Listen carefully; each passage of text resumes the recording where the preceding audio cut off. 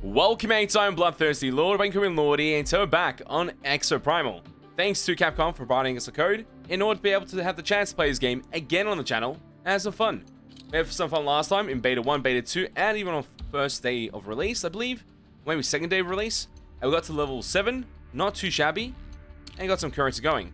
Let's try to jump into a match and enjoy this. Late night stream, in my time zone to say the least. It's around nearly 1 AM, so it's more of a chill stream, more than anything. Play for hours or so, have some fun times playing some Exoprimal. Just enjoy the vibe. Hi to all the mates here. I believe everyone's doing well and swell. Love to see you here. Good game, how you going? Code, how you going? Nightmare, how you going? Mel, how you doing? And also Bevan, our community manager. Or mod, I would say. That's way better, mod. Our community manager, that's like a proper role. He's the mod though, the kingpin of the chat. He controls everything. Hey, just there you go. Daily intake of crayons, is that a thing? Okay, that's very interesting. I'm doing very well. Hit the like button, mates. Show the support. Let's have some fun here as we jump into this. So there's been a couple of characters I've been gravitating to, which I find to be really fun exosuits overall. It just depends on points of interception from the enemy team. And it makes me think that this game deserves a true PvP game mode. In some capacity. Like, you know when you play Destiny, Destiny 2 exactly, and there's like a PvP sector, even though the PvP is like kind of trash in Destiny 2, it's there. They need a PvP game mode that's obviously balanced to a certain degree, so it's actually fun and enjoyable. That's something I think that this game would have a lot more fun with, because the only PvP that exists is one round of like an escort mission of a data key to the end zone. The PvP doesn't linger more than that. There is a round, I believe, a PvP ending. One of the endings is when it's actually like a team deathmatch, when you have to capture certain things for a certain amount of time, but it ends pretty quick. But imagine an actual game mode that's dedicated only on that, as a separate game mode. You just play PvP the whole time. No PvP, no PVE at all, even from the start. I think that'd be kind of cool. Is this game out? Yes, it is. It's out on Game Pass. This guy's got a gnarly skin. He's a nutcracker. It's not even Christmas yet. How you got that, man? That's crazy. The game's out on Game Pass. I would highly suggest giving it a go on Game Pass, see if you enjoy it. That's maybe the best way to test out the game. And so that you can access it on PC and also Xbox through Xbox Game Pass. I'm not sure they still do the $1 for a month deal, but you'll be able to pay $15 at most in Oz, and you'll be able to get 1 month of service. I believe you can even return it, like the 1 month subscription during that same month, and they'll refund you the same amount. So there's not much of a loss at all. And this character is quite fun. I do enjoy the customization on it. Like our skin variant that we do have from our Battle Pass. It's just really clean looking, as you see. It's quite fitting for the character. And then we have grapples, we got movement tech. I don't know, it's really fun. Let's start the next event, phase 2. This used to be like an escort mission. You would escort one of the guys inside here. They changed it. It's like a mission variant. Hey Alpha, how you doing? How you doing?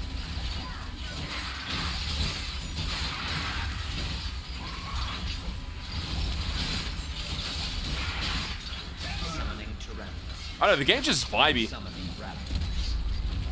Like, if I get to end game, I'll be surprised. Like, what I mean by end game, like getting to max rank and maxing out everything in the game. I'll be surprised because I haven't been having the time to do that for any game I've played recently. But I do enjoy it. Like, casual outtake of this game is pretty fun. I also put a lot more hours into it in other stages of betas, so I know what the game consists of, and now I'm just trying to enjoy the content that is provided through different game variants, different maps, and different objectives overall. Just go through a series of PVE into possibly PvP ending or PvP. They also mentioned there was a big boss event happening soon, which I think these boss events are essentially the Neo T-Rex that we versed in Beta 1 or Beta 2, and they're bringing them back as big raid events, essentially. But I think it's a 5-player thing instead of being a 10-player thing. So I wonder how that's going to work, if that's the case or not. And maybe you get special customization for completing it, or armor sets, like Monster Hunter.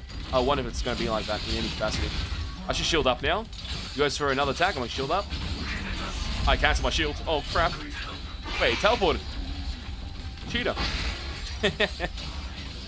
And also the AAs on certain characters are just so...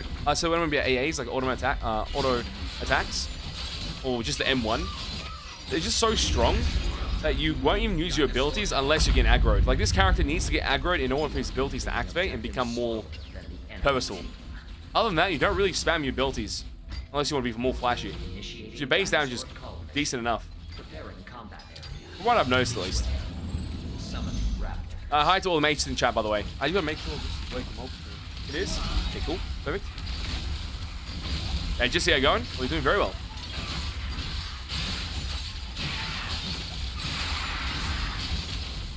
What do you say is the best? I'm still working on all the variants and trying to get the new stuff that they've released in the game. But for a base character, it starts to depend on what you need to do and what you would enjoy.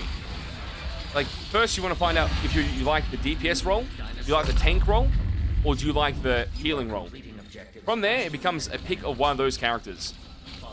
For my playstyle, I actually enjoy this character quite a bit, but I played Zeph, so melee characters that do damage and tank, and also do DPS, are more favorable for me.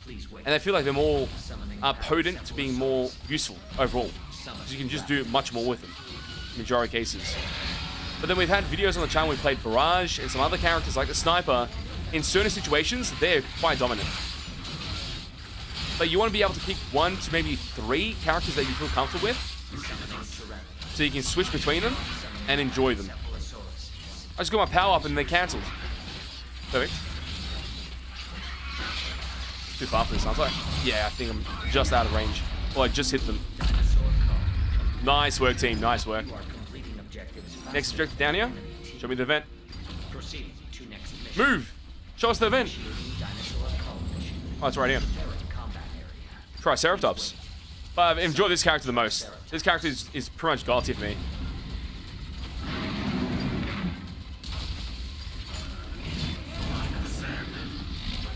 Better smack. There we go, nice. Increased damage. And we had the ulti ready and stacked up. We could have actually ult this, instantly delete it to catch up to the enemy team.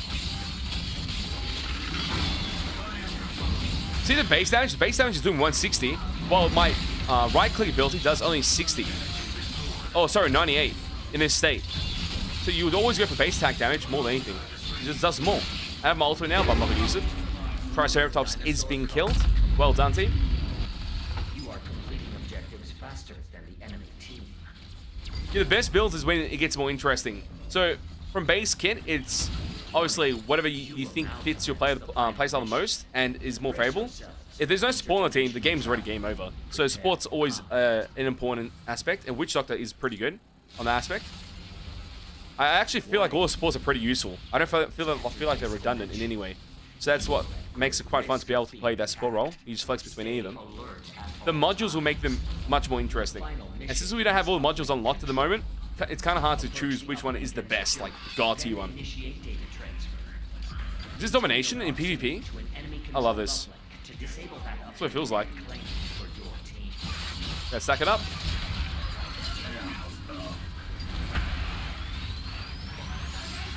I'm gonna go to B. Nice uplink. Can I make this time?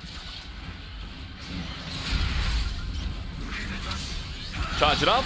Increase damage. So this is when it's very useful. It shows the character's full potential. No, I don't want to get sniped in any way. Yeah. Be very careful. Oh, we have a bit of an issue. We've got Zeph on us as well. Can we jump out? Jesus, man. That is some awkward moments. I have no heals. I'm watching the guy get completely munched on. Let's get a heal here. Get the res. Get the res. No, I couldn't get it. I had nothing. The enemy team was bouncing in, and my team wasn't there. I think we capped the point so quickly. I don't know why they didn't appear for the next point. Unless you're supposed to defend it in order to get percentage back. But it doesn't seem like that's the case. You only defend it once captured. For obviously holding the point.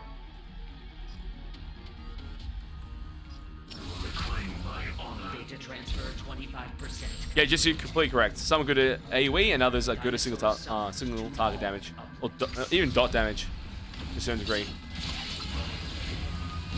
I can't reach that. I wish I reached that range. But it's already been killed. Well done. Oh my god. A special has spawned. You know what? I'm gonna go inside here. I'm gonna cook him up a bit. Find me. Keep shooting me. Keep shooting. Yep, thank you. Damage? Where'd he go? That guy disappeared. Come back. Ulti. Dead. Double kill. You gotta love that. Oh my god, he's so low. He must be so low, unless Witch Doctor healed him. That is unfortunate. This event's kind of cool. I like this event. Well done.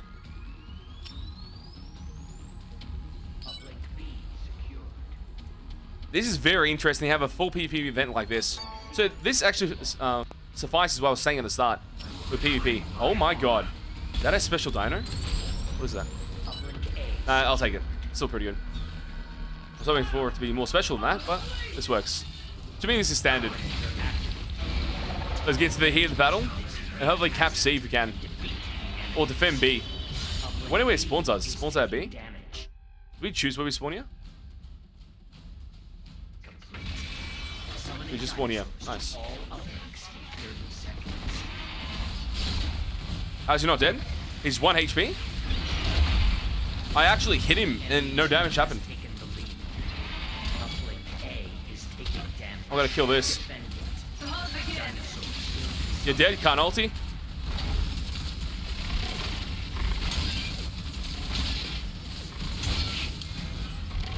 Come back, buddy.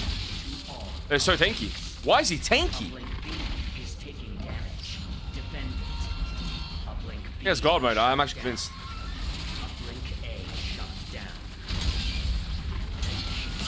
Nice. Ulti. Thrust forward. Did we push this in time? I don't think we pushed this in time, do we? Oh my god, we got the kill still. Nice work.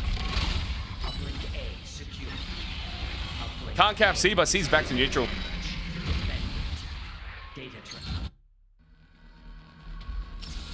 Uplink C shut down. All dinosaurs will be removed. 120 is the best. I would even say less. It's depending on the module. The third module they unlock. That module is like when you should maybe stop playing the character and upgrade another character. Because you don't need to upgrade that character further until you have all modules unlocked for every character. Even though they're not universal, just having the third module unlocked in every character, plus having the play level unlocked modules, will allow you to create some crazy changes to your build and adaptability. Because if you start to play in a certain playstyle, oh my god, that damage is nuts from the Deadeye. That's a nice skin too. Clean skin. Yeah, damage chain on his module 1 at level 3, so he's doing some good DPS. But victory is ours in the PP ending. A bit of a domination event at the very end, to say the least. Quite fun. I did not expect that to be the case. Hey, Bevan, how you doing? I thought you were here the whole time. I give you praise and everything. What the hell, man? I'm glad you're here. Yeah, I don't know. Like, right now, I feel like getting to the certain level, which I think is around 16, if I'm not mistaken. I have to double check. That is maybe the most mandatory. You get play level 16, or whenever you get the third module unlocked, and then just leave the character behind in the dust, unless you enjoy playing the character, then do so. But since there isn't really a rank system, you don't need to play the character unless you want to go to a character that you feel more comfortable with to actually win a match. That's maybe the only thing you want to switch to. Other than that, you really don't need to do that. Awards, yep, thank you. Very nice. Now let's go back here. Let's see what it was. Let's go to Hangar, click on a character. We've got a character level 5 at the moment. So we've unlocked one module. You get level 6, some other modules, which are also universal, I believe. But level 16, it was 16, I was correct. So after 16, that is when you don't want to get anything else. It's not even necessary. Yeah, I don't think it's necessary in any capacity. And if some of these modules, which seem to be more universal, if these are universal modules, then that's actually quite beneficial. So you would even stop at level 14 then. Because these seem to be locked to a certain class. I might be completely wrong about that, but I think each color is supposed to be representing a slot from M1 to M2 to M3. But I could be wrong. We'll see in a bit. We're about to get level 6 very soon. But yeah, the goal will be to unlock them to level 16. Then from there, go to another character, depending on your characters overall, which one you want to play. That's maybe the most important part. And each character has level 16, their final module. And then from there, you just mix and match the perks until you find something that feels real good, aka the modules. But since we don't know the full potential of it, because I haven't read through everything, I haven't made choice of what I want to do, but getting to level 16 with each character is mandatory, I think. I think just the smartest way of doing it. And I don't think it'll be hard if you enjoy the game as well.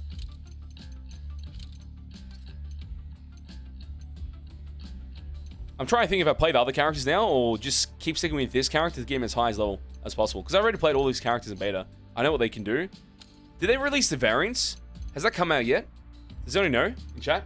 Did the variants come out? Your tank and heal is always necessary. Having too much DPS is not a good idea. Unless you're playing PvP, and then maybe if you know your playstyle, then it can be possible. But yeah, I don't know. No, they didn't add the... Wait, really? They didn't do it? I thought they did. Huh. Because I was wondering how would you access that from this screen. Because I know it's accessible through another screen I think they showcased. But from here, I thought it'd be visible too. Okay. Not yet. Was there a timeline for it? I swear I wrote something that was supposed to be in today. Or like even yesterday. Am I tripping out? I feel like I'm tripping out. I'm gonna start the next match. I'm gonna double check though. At the same time, because why the hell not? I think it's important.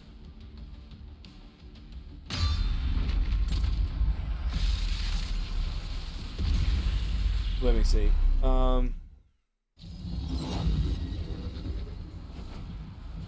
Exoprimal. Yeah, they say from July 28th, there'll be a special event. I was talking about that before. A 5-person PVE event with different rules and scenarios. They'll offer new challenges weekly. This should be very interesting, depending if there's a reward based on the event as well. I think it'll be kind of cool. There was something else. Or was I just tripping like crazy? I might have been tripping out. Wait, those 10 variants are not added. It might have been one of the mates in an early day that, or early on the other live stream, mentioned to us that they were going to add it the next day, but hey, it doesn't look like it's the next day. Might be longer than that. Cool game, yeah, it's quite fun. Exo fighters, welcome to the war game.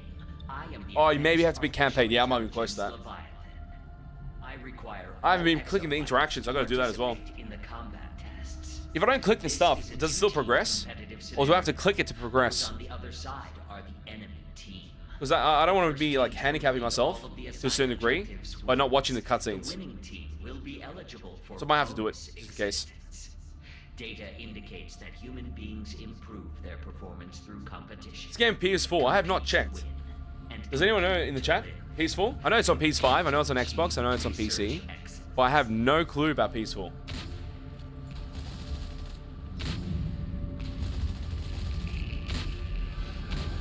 Yeah, Jesse, you remember it too. I thought so. So I wasn't tripping out.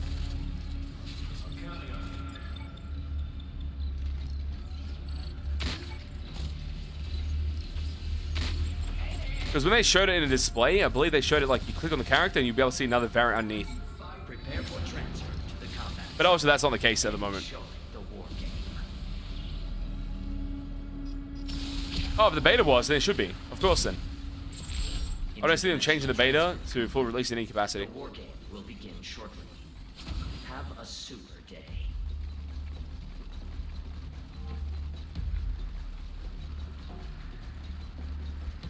You basically know, pretty much these days, I enjoy just chilling on games sometimes. And just vibing. Some games will sweat out like crazy, other times we just vibe with it. Like I'm mentally getting prepared for Texas Chainsaw Massacre, because I'll be grinding that game like crazy.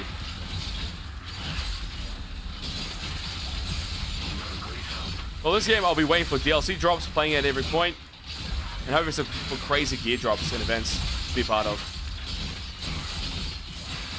Because all the ideas we talked about last stream, about Monster Hunter bosses and also like this virus from RE being evolved in certain 3, that made me very excited. There's obviously like a bit of false hope there. Because we're just jumping onto ideas and theory crafting to a certain degree. It should be anything at that point. Yes, correct, the other guy you see the reflection of. That looks like you as Deadeye, but, you know, could be different.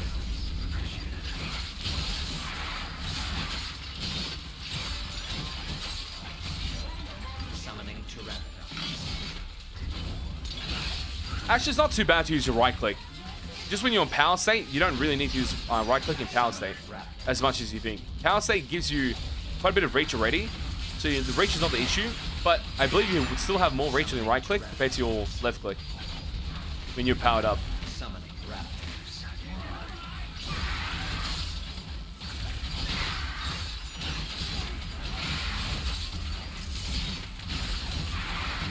And this witch doctor thinks it's Palpatine. Just constant lasers. You'll love it. You missed multiverses? Oh my god, that's a long time ago. That's what it feels like. That feels like ages ago. We did crazy streams of multiverses. I had so much fun with it. Streaming, videos, we made some guides on Arya Stark, Superman. Quite fun. It's a very hard game too. Sadly, it's like one of those situations where it gained a lot of heat and then just fell off. I think it was due to higher to low retention, more than anything, I believe. And honestly, the game became really sweaty in my region, like real sweaty. I would even say sweatier than MK, which is crazy to me. Dinosaur call. You are completing objectives faster than the enemy team. Like, you gotta understand, sometimes sweaty games can actually put off players, and for a casual play, that puts them up big time. Like, I'm all cool with playing sweaty games, but the games become incredibly sweaty. Like, I'm telling you, they were mid-maxing their characters. That's what I felt like. Hit me! Oh my god, man.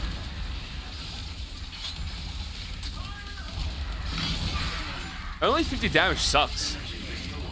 Kinda hate that. Feels underwhelming.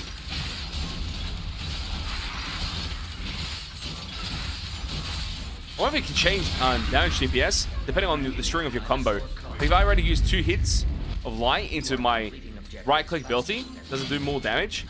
That's something that'll be kind of crazy to see as tech.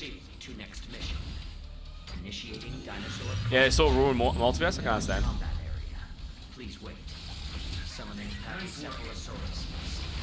The games these days, there's a lot of like components towards it that will keep a game alive. It's got to do with a lot of things, but the most important part is a sense of community and a sense of being heard and having impact from whatever developers are working on the game at that time. If those things are not there at bare minimum, the game just ceases to exist after a set time like interval. You give it a week, give it 2 weeks, and the game's just gone off the face of the earth. It doesn't exist, especially in Australia. It just goes away. It's like Thanos stole it. Just clicked it and stole it away. Oh yeah, taking away mods for multiverses, that was silly to me. I hate that. That was actually real silly. I hate that so much. I remember when that happened and you guys all showed me your mods of your new suits and stuff on Bat. I was kind of jelly. I'm like, oh, I can't do it. Because I couldn't do it. But seeing it was amazing. And just knowing that there was a possibility to do that, I don't know, it's fun.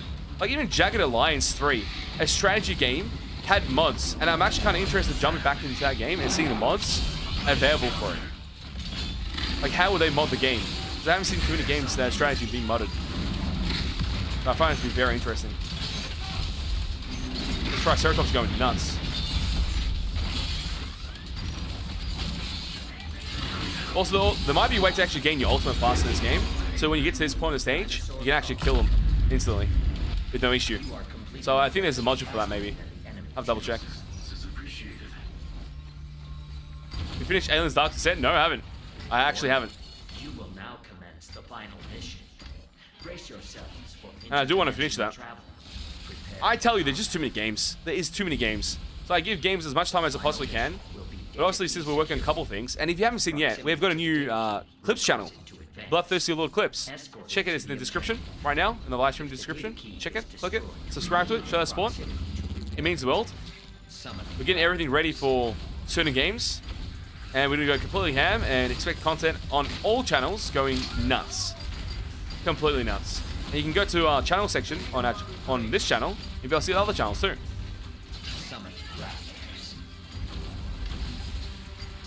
Summoning Tyrannosaurus. Warning. Enemy team has entered this dimension. You are at great risk of being attacked.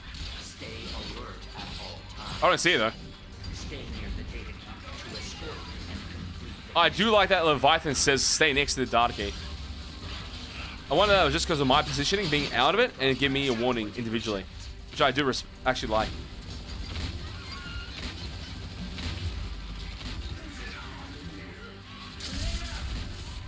I have awarded This character looks too clean. He's too clean looking. invade with a hostile dinosaur.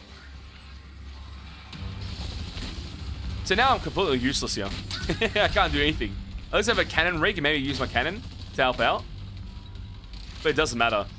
And right now we have the lead no matter what. All we need to do is just stay here until we have to fight the T-Rex or whatever domo they have.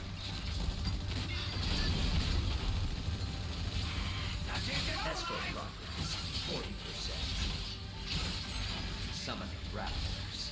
Wait, he's still alive. What the hell? Data key I think doesn't die. progressed 20%. This is when maybe using a ranged The enemy team tank could be very useful. enemy controlled dinosaur in He just broke the wall. prioritize. The enemy team is on the offensive. I'm alone. Fight back. Give me that. A dominator Gimme. has been generated for your team. Use the dominator to commandeer a dinosaur and attack the enemy. You know what? Let's go. Oh, it's actually T-Rex. Oh no, same one. That was a different variant. Let's go for it. Did he damage me? I hope not. He's being attacked by dinosaurs. The enemy data key I want this data key. 40%. You're dead. You're so dead. I win this. I win these. I win these. What? You've got God mode. You've put me in a glitch. There we go. Nice work. That is a team wipe. Was that a complete team wipe? They have no one on the key. They're doing long respawns. I'm gonna spawn trap them.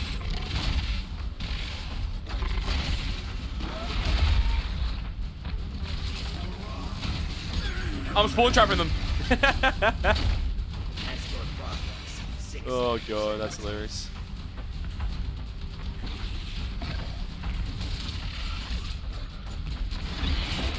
Oh, I tried to ulti. I think it was too obvious.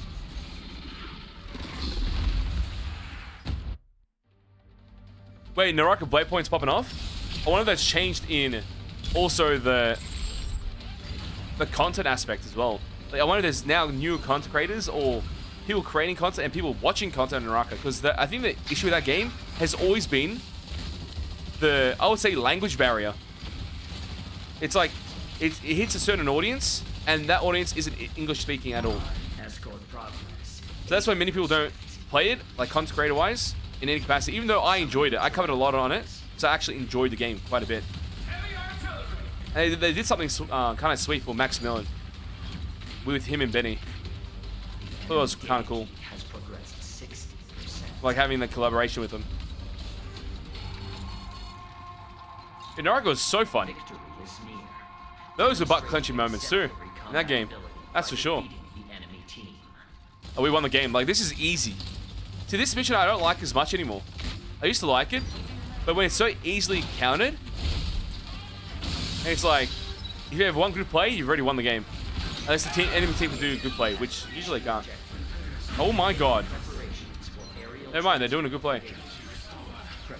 Heal me, thank you. Now jump in.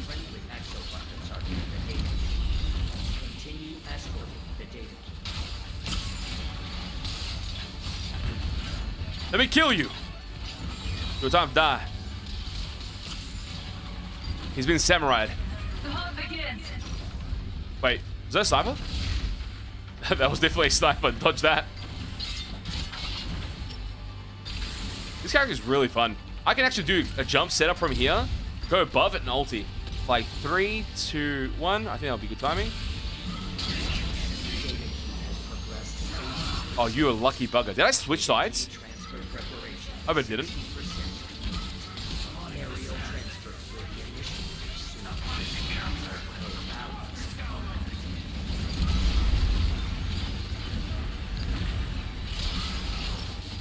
That damage is pretty good.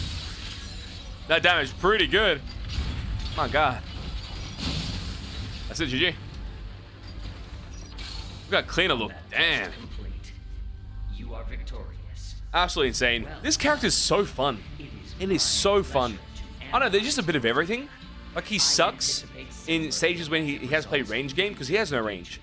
And when you have to defend a point, like data key, which means all 5 members should be on the data key at all times, he's useless. But if the enemy team tries to jump him, then it gets quite interesting. Or the ending stage when you have to reach 0 to 100%, and you don't have to have all 5 players there if you don't want to. Because it just becomes a PvP fight at the very end. And having that opportunity to kill is great. Like, total damage block 1,000, that's piss weak, I think. I don't think that's a crazy number. I don't think they even had a tank. Did they have a tank on their team? I did not see one at all. I think that's the reason why they lost completely as well in certain engagements.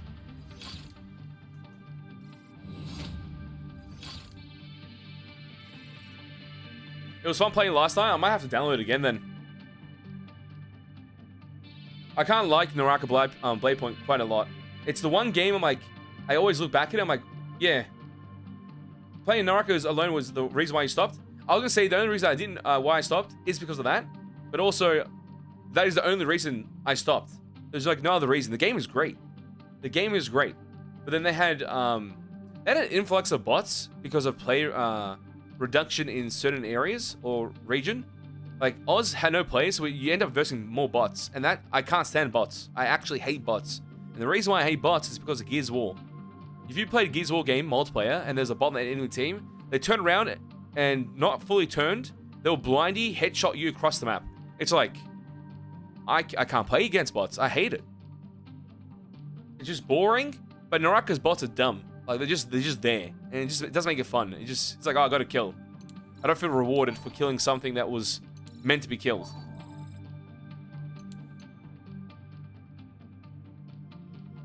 You play mobile games? I have. We played, there was a Marvel MOBA game as well. What was it called? I don't know, it was Marvel something. It was a Marvel mobile game. I've played other games back in the day. Like, there was a, was it Nova? No? Nova? Is it Nova? Like it was a Halo variant on mobile. I played that back in the day too.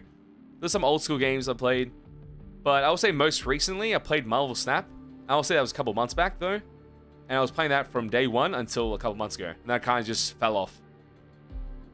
Because the meta is always based on, like, purchasing a new card, essentially. Or going to the ends of the earth to unlock one of the craziest cards, which I don't put money in flux on games as much, like, especially when it's microtransactions. Maybe a battle pass here and there, but anything else? Nah, I'm all cool with it. We'll jump to this. Vampire Battle Royale, I remember playing that. I played mini games. You know what? I've found the rhythm of many games I've played somehow disappear after a while. And it kind of gets me annoyed. Like, the first time that really happened was Paragon. And that was like a crazy moment to see a game like that disappear when it first came out. And it was like one of the games I really enjoyed. Even though I don't think I did that well that time. Like, I was doing a lot of content, but it wasn't doing that well. I still enjoyed the crap out of it. And that game just disappeared off the face of the earth because of Fortnite and such. And from there, it was like other games like Nosgoth that disappeared. There was some other games. There's like a whole bunch of them. But most recently, Bloodhunt, Rumbleverse. There's some other ones. Like, I was looking at them, like, all these games are dead. They're just gone. Like, they've actually turned off servers and disappeared. All the play bases just disappeared. Either or. Welcome to the war game. I am the advanced artificial intelligence, Leviathan. You're on quite a streak lately. Yeah, Marvel Snap got stale, unstable. I agree. And your extended existence authorization is all but greenlit. Sitting out a dash, and I can dash 2, but the clone started to res them. Oh, cool. in Naraka. That's very awesome.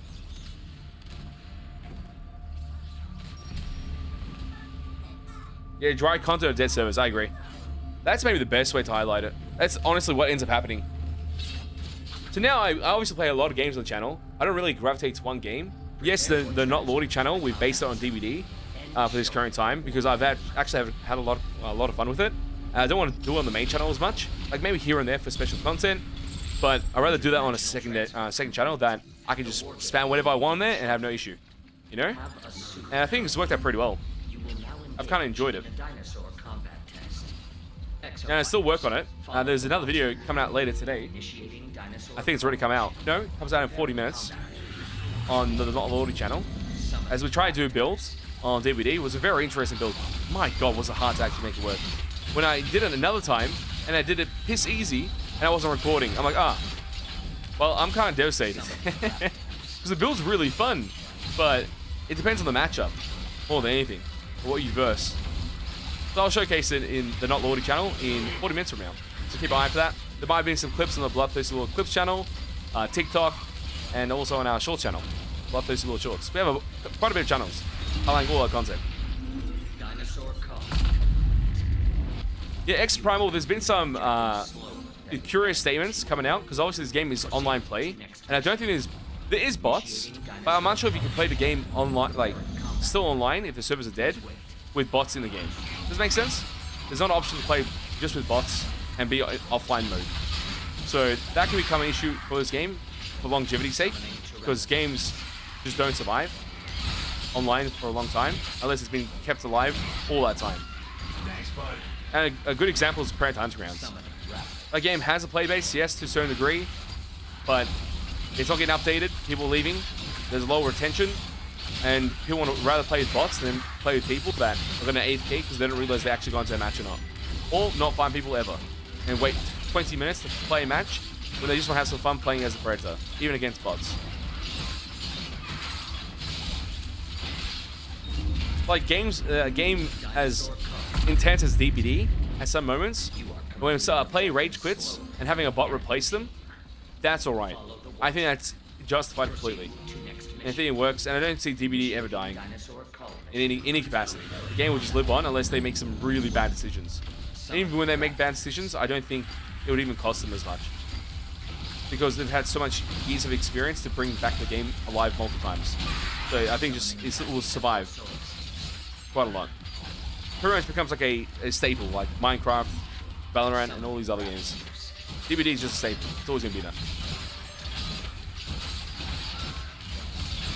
Yeah, Predator should be on all platforms on first day release, and also should have had crossplay on first day release, and had good developers that work on content first day release.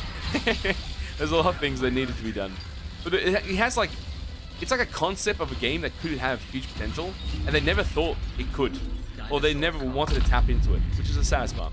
I don't want to talk about that shit game right now. That always makes me tilted. Makes me tilted. Every time. It's like Evolve. Evolve was a great game, and then just, you know, everything went bad, and the game died out. It's like a game when it's pretty good. I like to see it grow. Another game I would highly suggest you mates to keep an eye on is Carnival Hunt.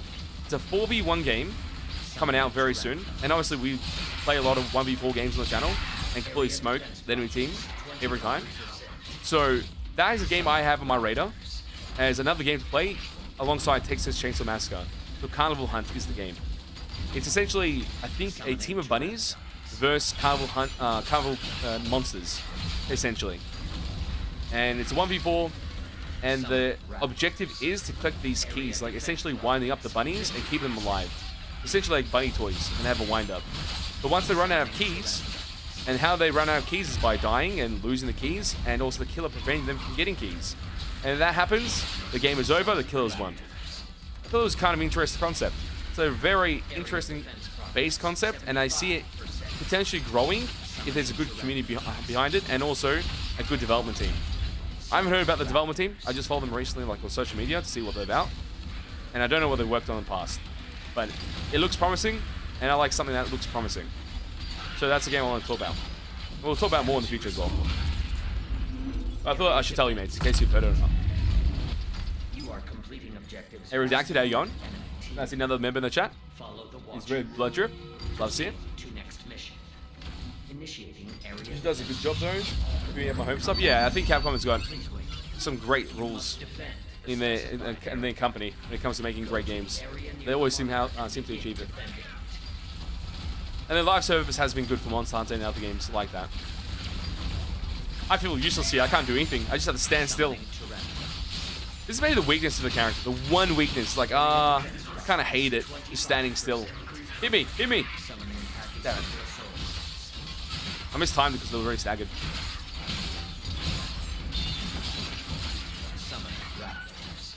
We're so ahead from the enemy team. Look at the bar. On top. We're so ahead. This is ridiculous. It's like 2 objectives. And I'm playing on autopilot. Pilot.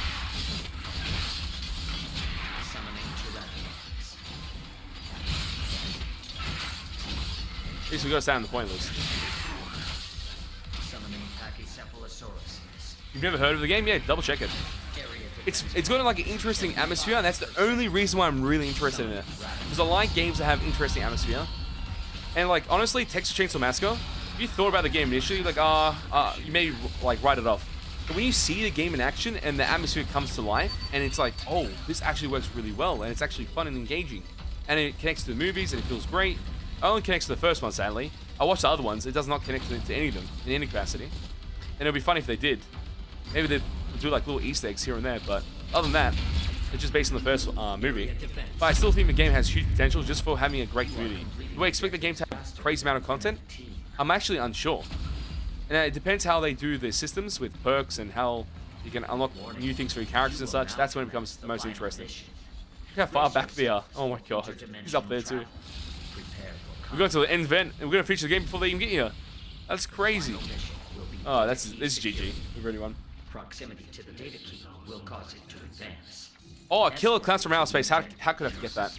So, people saying the game went radio silent, which I don't know why. We made a video on talking about the classes and what the potential could be for each class to a certain degree. I remember doing it. And talked about each clown and each survivor role. I don't know what they classify these survivors there, or victims, where they classify it as. Those guys going into heat of action. Damn, everybody went flying up. That was kind of interesting. And I'm eager for that game too, because that game's like wonky. Like, I think it's the most goofiest game ever made, and it'll be terrifying at the same time, which I like. I think that's fun. Hit me, man. The wind-up animations are so slow. Summoning Tyrannosaurs. Summoning Raptors. Escort progress 20%. NFT's a sleeping job.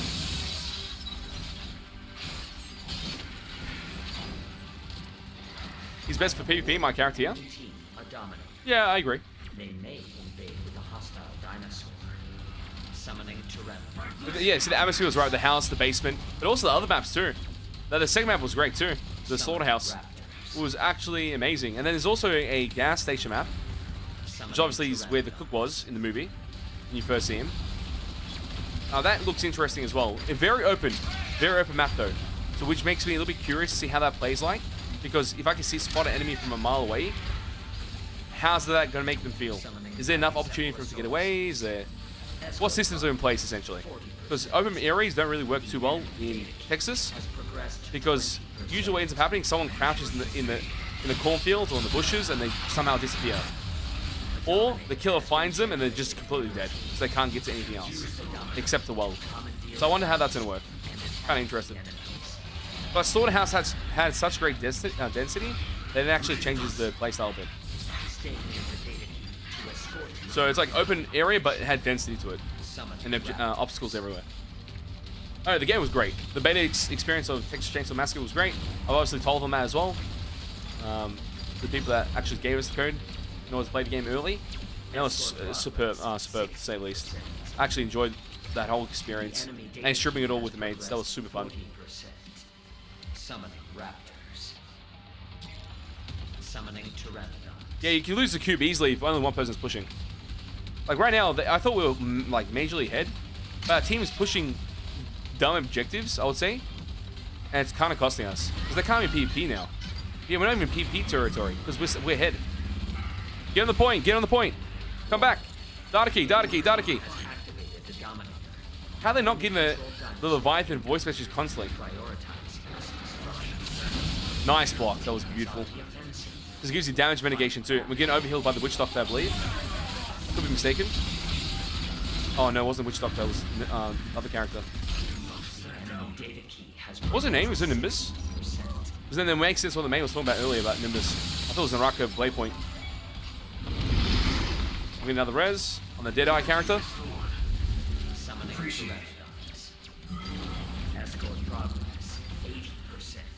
Yeah, Nimbus. I thought so. I'll see about Naraka Blade Point because I think they have a Nimbus in there too. I can't remember when I used it.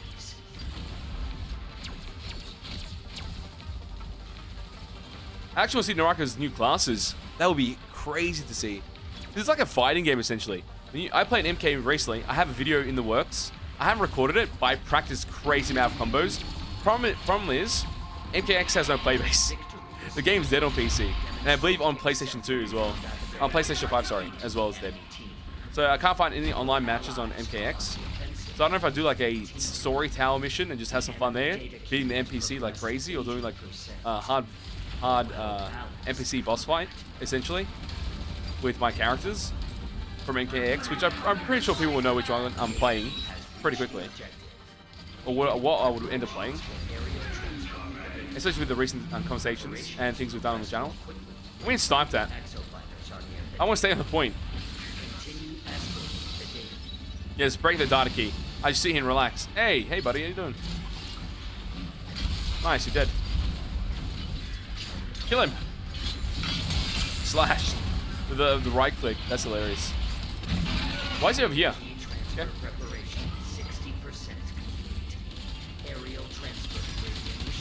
Oh, I'm hurt. I am very hurt. Oh, it doesn't even matter. I survived. I was gonna ulti them, that's why. Quite clean. Very clean. Oh, he had a gold skin. It's quite nice. Repeat, you are victorious. Wait, maxed out on 4 people? I thought maxed out on 5. You sure? Redacted? I thought it was 5 people. That's maxed out, and then that's the max movement he gets. If it's 4, that's kind of interesting. Because then you can actually have an aggressor to actually annoy the enemy team. I think it's a cool mechanic as well. Great work. Total damage block, nearly 3k. Cool with that.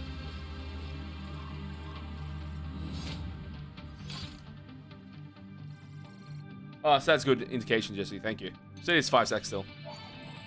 Got a war chest. Let's see what we got there.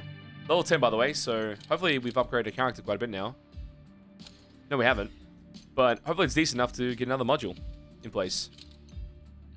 So the blue modules, can I use them here? No. Is it used here? Of course. Steady fast. Okay. Counter performance reduces cooldown time by 2 seconds. Okay, yeah, why not? I don't see that being a loss in any capacity. I feel like it's just a no-brainer to go for those ones. What was the first one again? So they increase the effective range of counterattacks. Huh.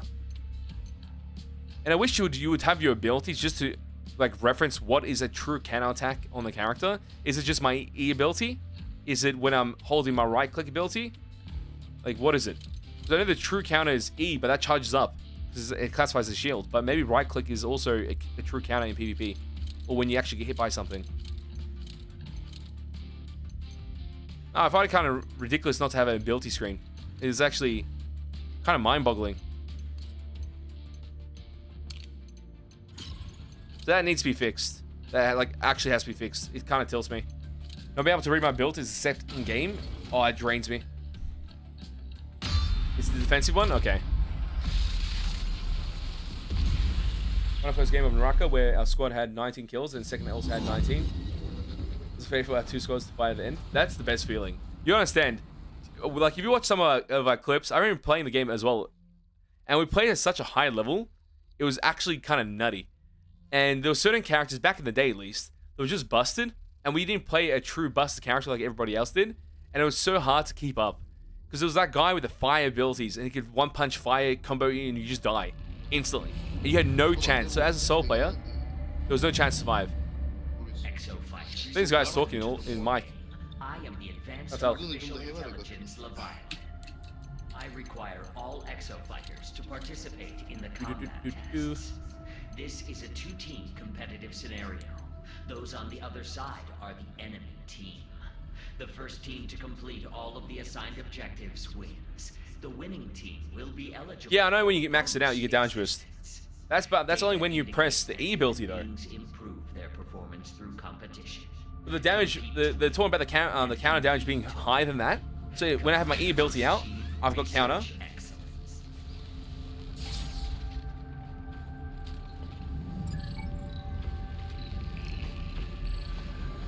Yeah, I thought the right click would classify as counter too, but just one ability. So yeah, you can max it out. I don't see that being bad. Because the damage you get in that, if it's continuous, not just that one instance of going up. You know when you go from unleashed power and you go up with the move from the counter attack. If it also goes into that ongoing state of doing more damage, that's kind of nutty. Like, that is some crazy damage amounts. Interdimensional transfer complete. The war game will begin shortly. Oh, it is. Receive a set amount of damage during... So it's mentioned as a passive. So if you can do that and then increase the passive damage amount, that's kind of crazy. It's actually fun. Yeah, it goes into everything. So that's nice. Because obviously these other abilities, yes, they can get scaled up in damage. But they're not classified as counters. So you have to stack it first, which, my god, stacking in early games is nearly impossible. Because you jump on it like this and hope you hit. Which, as you can see, doesn't really work. Having the cooldown reduced to be able to spam that ever so often is actually quite important, I would say. Especially because it's your one form of tank.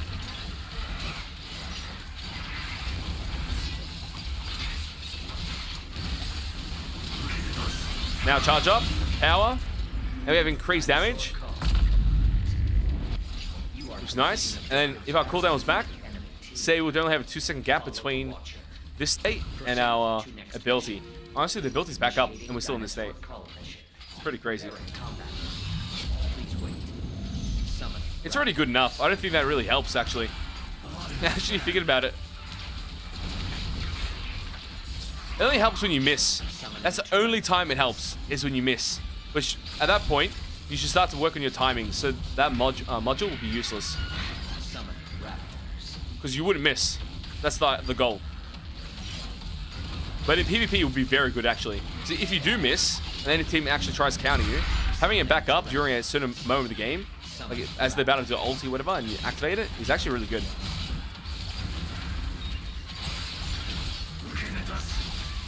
Oh, I cancelled my own ability, damn it.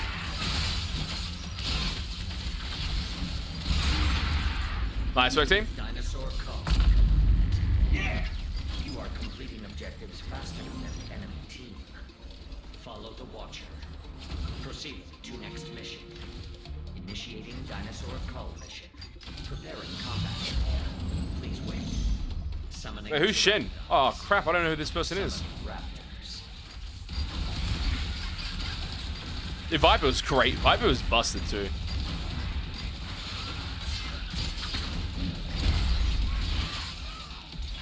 Oh, the Naraka is such a... It's the one game that I always think about. I'm like, how did this game not truly work? Like, it has worked, but like for content-wise, it doesn't. And I'm like, why? Because I feel like it's a game that you have to learn so much, but I think it's also a game that you can just pick up and play, and that's the reason why that people don't actually watch anything. Because whatever level they play at, they think they're the best of the game either way. Because of the MMR maybe, or the boxing counter. You know? That's the only thing that goes through my mind. That game is so hype. I think that game should have esports and everything. And like a true esports for that game is actually fun to watch. I used to commentate on some of the matches when we die by a certain player and just watch him. That was fun as hell. A giant mech? That's busted. I think I went back when they had the water character, the water chick, but I didn't actually full on play the game.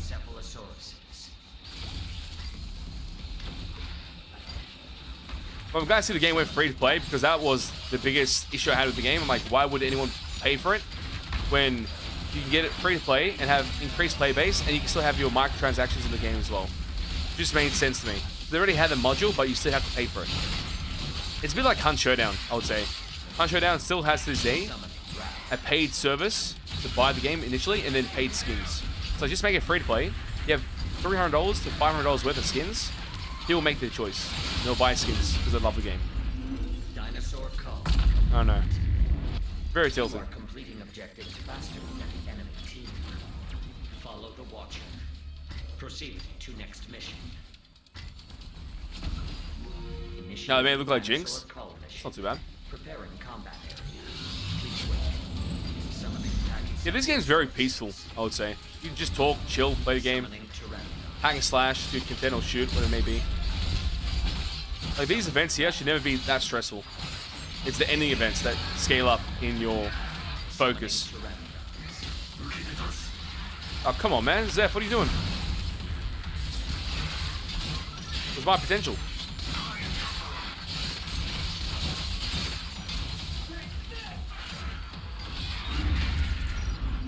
Dinosaur call. You are completing objectives faster than the enemy team. Follow the Watcher. Proceed to next mission. Where's the next mission? Oh, it's right here. Oh my god, I was on the other side. Dinosaur call mission. Preparing combat area. Summoning a Triceratops. 5 tournaments a year. Oh, proper tournaments. Sponsored by Naraka. Like actually backed by them as well. If so, that's pretty cool. Is there any is it English tournament or is it a international tournament? Because I think I would actually watch it. I think it's so fun to watch.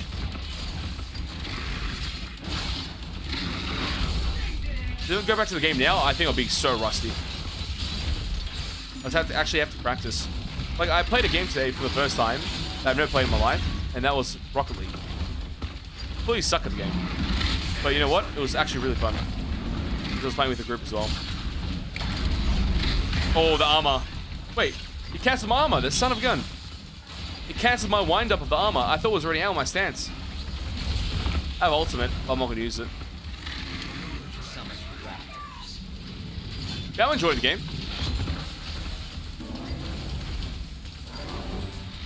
I actually just feel like I want a true PvE event from start to finish. That's what I think the game needs. You are completing objectives slower than the enemy team. Even if it's not balanced, depending on level and such, or depending on gear, I'm all cool with it.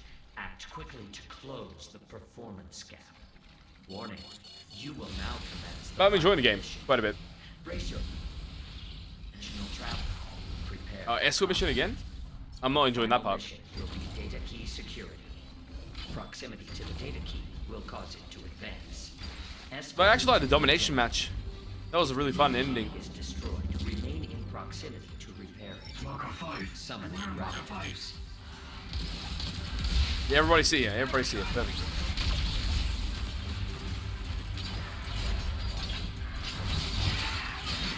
Oh, that's really nice. So the characters' movements don't actually move them forward in any capacity. You can just stand still behind the cube or in front of the cube and just get pushed by the cube ever so slightly. So you actually don't even get off the path. Summoning Tyrannosaurs. Summoning raptors.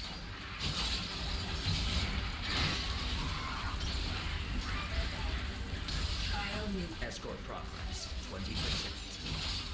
Enemy data has progressed. Also, it makes you think that this game, depending on what they do with that July 28th event, the Savage Gauntlet event where they're having, depending on what happens there, it makes you really want to focus on like one like crazy boss and actually focus on it, like a Dark Souls-esque or Monster Hunter-esque. You know, that's what will make it fun. Because raptors, after a while, they're just like a constant nuisance. They're just nagging and just attacking you. But you verse like a T-Rex that's on steroids, it's like, yeah, this is fun. It actually puts up a challenge. That's when it's enjoyable. But even that can become questionable how long that can be done. Because usually you want to verse a boss like in Monster Hunter to get certain gear sets, and then from there you just depart from the boss and move on to the next boss. So if they do something like that in this game, then that will be quite fun. You see people with different gear sets they've unlocked from killing bosses. And using that armor in order to bypass some type of resistance or some type of factor of the next boss. That's the only thing that I don't know what this game has, you know? It's like, it's so unclear what direction they will take it. Like, completely, you know? You can go anywhere. For better or worse. So that's what makes me interested the most. See where it goes. Naraka, after all its time, I think it's been a good place. I think it's had great collaborations, great events, and even great characters from what I've seen. But I also haven't seen everything in its entirety.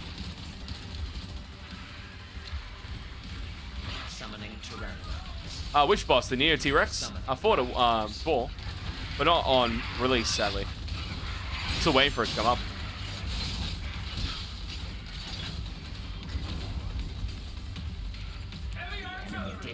Has progressed 60%.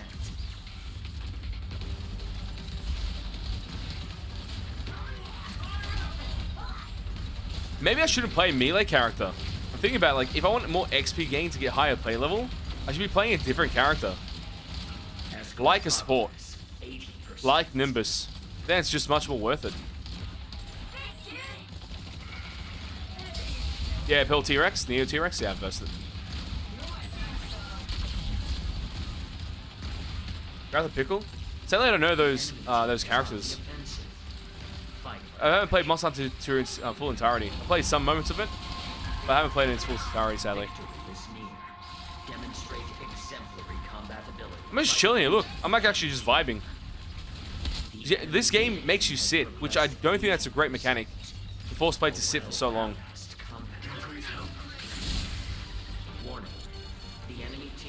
And now I want to force myself to fight because I'm bored. That's what I'm going to do.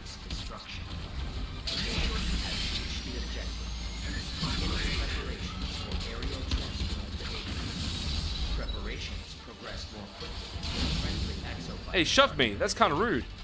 Where's the healer?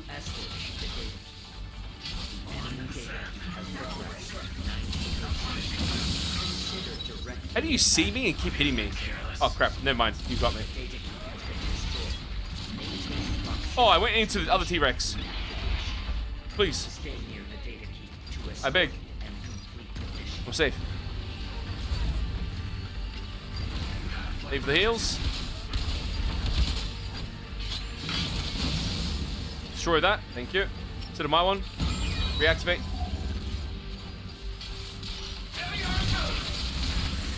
Oh my god, he killed me before I got up. Where's my team?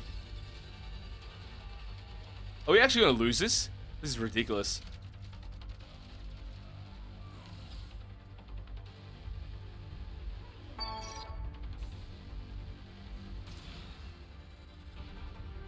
The Nimbus looks great. She looks like the most active support character, I would say. Because you're constantly in fluctuation between DPS and healing. You know, like, you don't just have to do one thing, you know?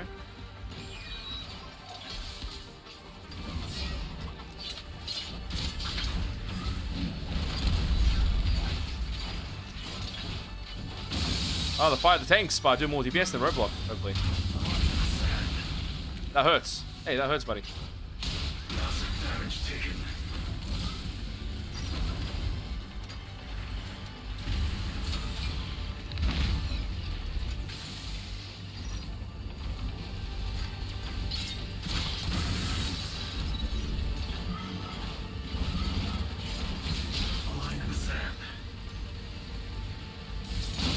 Safe. Destroyed. Don't mind me, I'm just gonna heal you. Thank you, support. Now we kill their support. They have two, I believe. If I'm not mistaken. Or we have two. Nimbus is gone. Nice.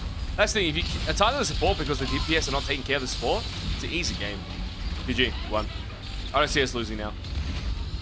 Make sure this Deadeye doesn't get close in incapacity. Where the hell did he go? That's what I'm talking about. Like, in moments like this, you can go to your favors so quickly, and then you just dominate. But I'll be honest, we nearly lost. We definitely nearly lost that. if it wasn't for that final PvP fight. So I think that is when it gets quite fun. But one good PvP fight, that's it. Nothing else. The game's already over. No way. Oh my god, I thought he destroyed it. Like, there's no way he did that much damage that quick. Great game, though. That was a great game. Either way. Wait, you got MVP? No way I did. Absolutely no way. It's that Nimbus, for sure.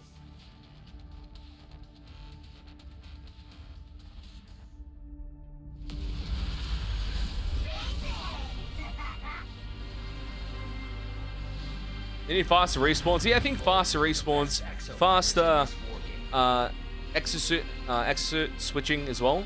That should be done instantly. Like, you shouldn't be in a pilot mode before switching to the next suit. Just take one off, put another one on. Like, it shouldn't go through that long phase. Because it just delays plays and makes them want to stand still for longer. I think standing still in this game is a bad thing. You shouldn't stand still. You should keep moving, keep attacking, keep defending. But you should feel like you're doing it actively, not passively, by just standing still.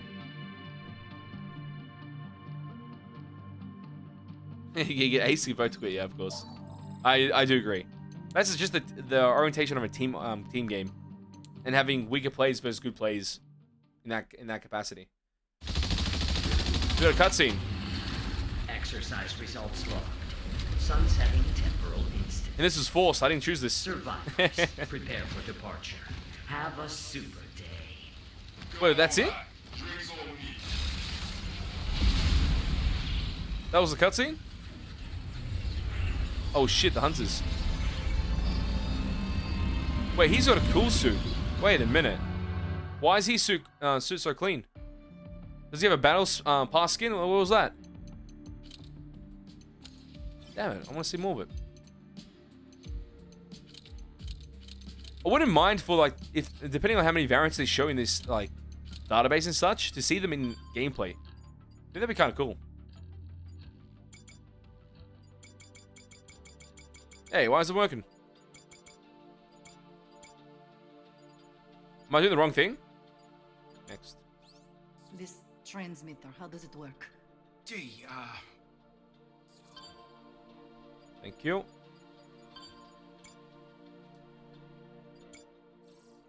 finally, we're starting to get data from... Thank you. Is there anything else? It's going back down again, isn't it? Going back down. I think it did. Oh, crap. There's a pattern I see. Oh, over here? Oh, over there. Okay. They're changing it up. What is this? A Rex suit photo. Wearing that suit? Unclear. Now it's up there. This exo fighter there, black box was You static kill, that's still better? functioning. And what? Was the data Interesting. corrupted? No. No, it's just...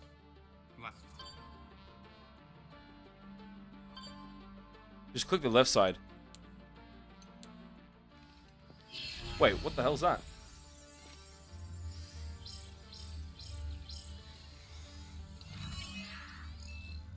What a progression. That's the thing. Progression in this game currently seems like you unlock some passive benefits. And I don't think they change your attributes of your classes actively. They seem to be all passive. And I have Ace really is getting pulled back 3 years into the past. a dislike to passive changes, I would say. The best way to highlight it, because prior to Hunt Grounds, everything was passive, and that's a vomit area. Like, it makes gameplay stale. And having like a 2-second difference in cooldown or 2% damage increase, yeah, like I know that's there, but it doesn't feel like it's really there. I could play level 1, it'll be the same experience as level 20. If that's the case. But why? And why repeat the same day over and Hey, Courage, how you going? I'm entertaining theories. You love the game? Glad to hear There that. is one thing we know for sure. Play it. Yeah, I was just getting to that. We all kind of hope. That's the only thing I'm hoping for the alternate suits to provide, is that active component, which then will make the passive aspect alright. Well, It'll become all cool. Because in Prayer to Hunt Grounds... Wait.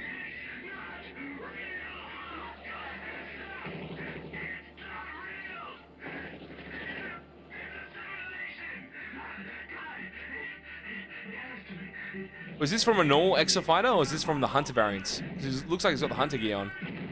Like the evil ones. I'm guessing he didn't fix that with a bandage and a lollipop. Wow. Yeah. Until we know more, we have to assume that fighting is the only sure way to stay Yeah. alive. We must find a way to reach the outside world. Magnum's the only friend we've got. A night map for this game? Wasn't there a night map? I swear that I thought they did something like that. Find a way out of this. Exofighters. Was I just tripping out? Prepare for dimensional Oh, integration. I know Proton's gonna have a night map, but this game I thought had a night map too. All right, Ace. Wish one of us could interesting. share the load, but Oh no, there's Try like to stay alive. little areas that can fix quite quickly, and it will allow the player base to continue to strive and grow. So I don't think this game is inherently a bad game in any aspect. It's a good game, and there's qualities of it that people will attain to and be able to play further and further. While others may be like, you know what, I've had my time, I'll stop playing on Game Pass and just move on to the next game, or maybe on the next month of Game Pass. So I think they just need to fix certain things, and then the game's pretty much top notch. What?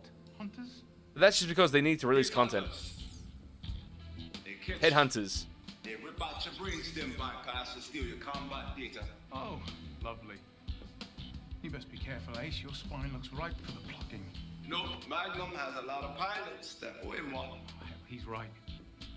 I mean, even Majesty likes the Aussie gig. Yeah, I agree, Jesse. It was quite fun though. Wasn't too bad. That changed the gameplay for like one match because everyone encounters it the first time. Now after that, it's just generic because the maps were the exact same, just different day-night cycle.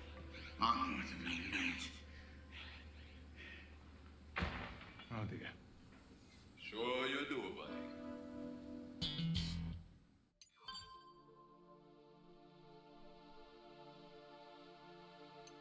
Wait, how many do I have of these? Did I watch them all? Still more. Why is there still more?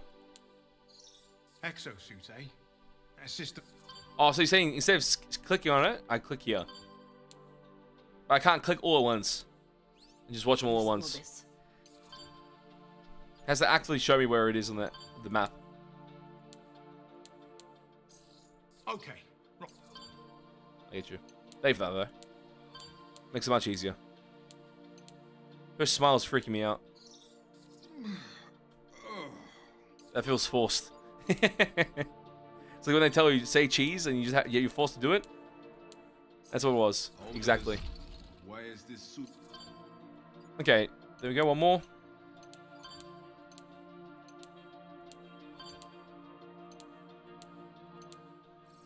Hey, Ace. Is there anything you gain from completing campaign? Because if this is based on the variants and to unlock variants, I can see that being quite annoying for like a casual player.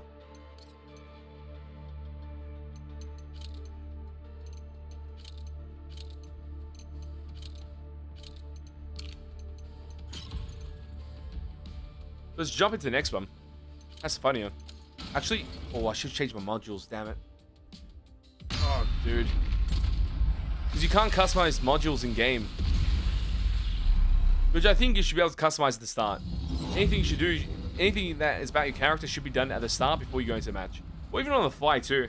So you can change your build on the fly to make it more adaptable, depending on what you're versing.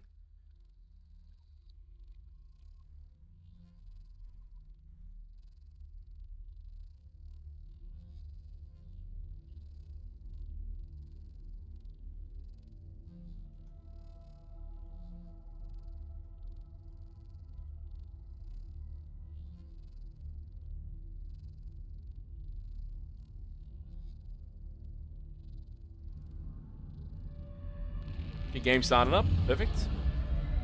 Back in the war games.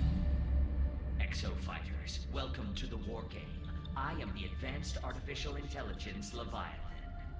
I require all exofighters to participate in the combat tests. This is a two-team competitive scenario. Those on the other side are the enemy team. The first team to complete all of the assigned objectives wins. You know what? The winning team. This does get annoying though. I'm not gonna lie, this does get annoying. There should be a way to just skip it. Improve their performance through competition. 'Cause this always makes you feel like it's your first match back on. Compete to live. Compete to achieve research excellence. So I feel like there's like certain characters you can gravitate to. I actually think Deadeye is maybe the best assault class. It just does everything for you overall. But when it comes to tanks, I will say Roblox and even this character here, great for options for damage output. And for support, I actually think it's Nimbus to be the most overpowering one. But also these characters have their own situations and they're really good, like actually useful. I will transfer you to the combat zone. Enjoy the war game. I think that's my like top 4, I would say. Even though I don't play Deadeye, I know it's good. Just because the damage is just there. It's just consistent. Interdimensional transfer complete. The war game will begin shortly. Have a suit. Yeah, they need a skip button. Just skip that. Because for a player that plays more than 5 matches, that is so annoying to see. And you know it's taking a minute away from your life every time you see it. In a dinosaur combat test. Maybe they should just eradicate that and leave that only for first-time players, and then after that, it doesn't exist.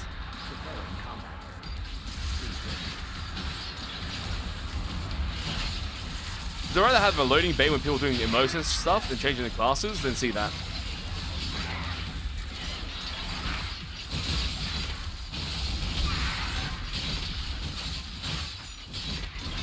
Like, I don't play Deadeye as much, but I know Deadeye is better than the rest, just because it's consistent. Barrage is just weird, because the way you have to arc and position yourself and such. But I know Barrage is fun.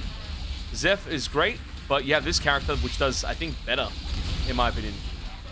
It's just tankier, so you don't get one-shot by enemy team.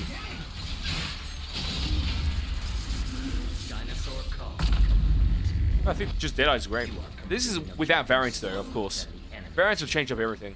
Because if variants provide like melee characters more range somehow, or even more mobility, the melee character might become the best, or subclass. Zeph. So it just depends.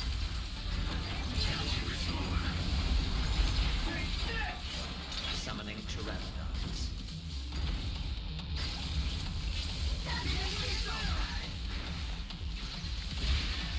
I've been paralyzed. Like, did they die already? I'm like, how quick?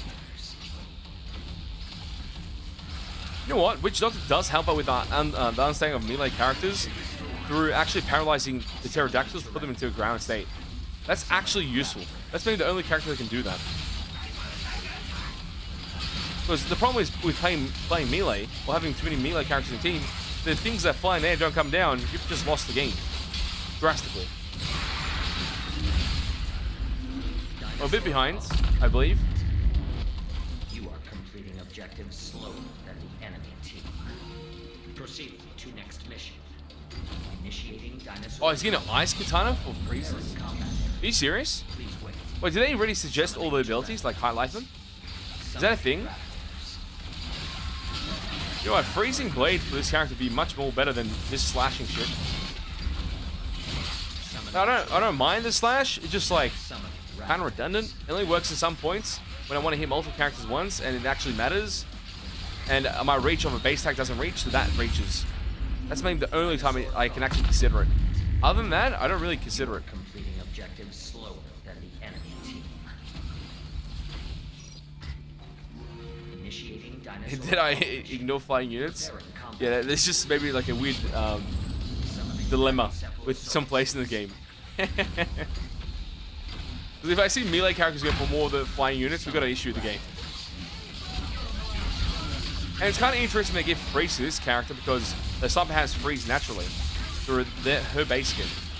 So I actually find that kind of interesting.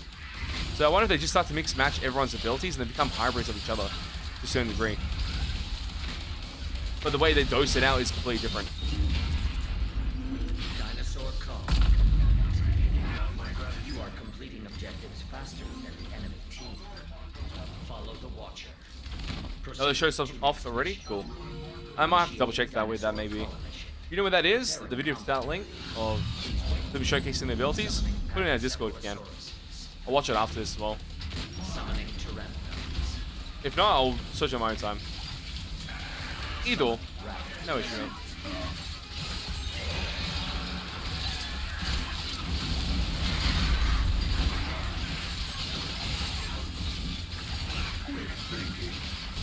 I mean to play for, I think I've played around like 5 hours now, I would say, in full release. And not to encounter any boss events, it's kind of shocking to me. I don't know if that's a thing, or have to purposely put PVE to your boss events applicable. But when I pick random, I think you should have both applicable. Maybe I've been just getting constant PvP. That's maybe the thing that's happening. A carbon rifle on the sniper variant. Huh. So what, the base attacks are just more potent than the range attacks at that point? Or just more useful in general? And the rest, does the base kick get nerfed then? It does more damage base on sniper?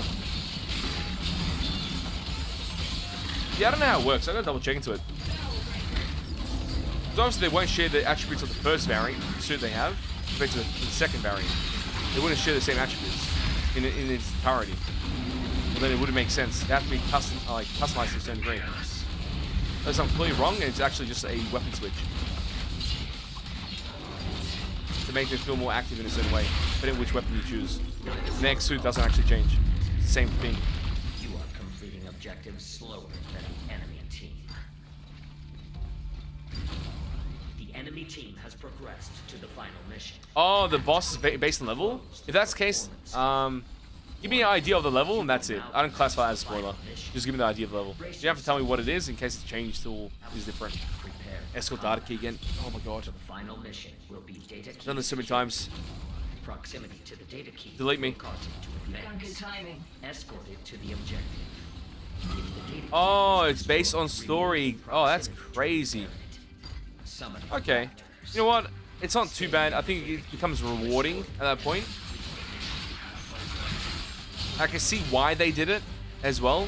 Because it would make sense as well as like a build up and you start with those bosses. But when I versed them in beta, that's the thing I'm like waiting for at certain points. It's like, oh, I want to see what the new bosses are. Or the new events. I don't want to be put into a cycle when I'm just only playing old events. Which I've already played many times. And then I'm playing again continuously until I get to the full events.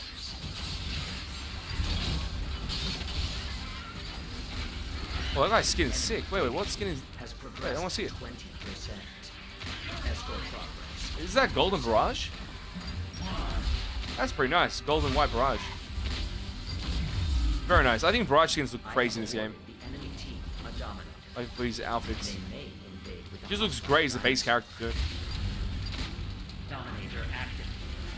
Take advantage Round of 50? its unique asset and defeat. Oh, wait, maybe different. A Dominator has been generated for your It might be different for certain points of the story. to commandeer There's no way you can progress faster than another play in story unless you're not clicking on a story. That's maybe the only way. Because I thought it was all based on play level. So if someone's getting at 22 and another mate's getting at 50, I'm guessing it's just random. But maybe it's after 20, it just happens. summon raptors. I just remember they are doing a 10-player raid. Oh. They aren't. Oh, wait, aren't they? Oh, so you're saying that Savage Golem mode is the 10-player raid mode? Is that what it is? Summon raptors. Because this Savage Golem mode they mentioned on Twitter that comes out July 28th. Is that like a 5-player mode? Not a 10. So why don't they keep the 10 for a later event? So you can't do 10-player raid now? Or is that raid completely different to what we're talking, or what I'm thinking about? When you verse the Neo T-Rex from beta. The enemy data key has progressed 60%. Summon raptors. Is it worth learning the story? Nah. Skip. It's your choice, honestly. Depends on your playstyle, to be honest. If you want to actually watch it and go through it, yeah, why not? The cutscenes I watch, the story images, I look at the image and I skip. Because the voice lines are kind of cringy. I don't wanna lie. Escort progress 80%.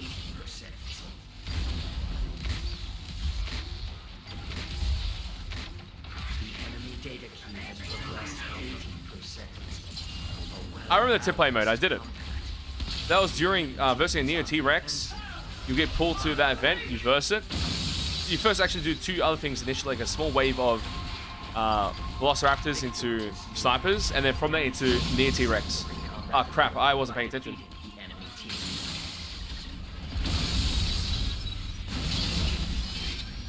Gimme. Oh my god, that's so good. That was so good.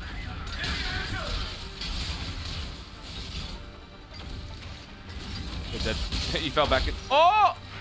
No way. Data key has been reactivated. Continue your mission.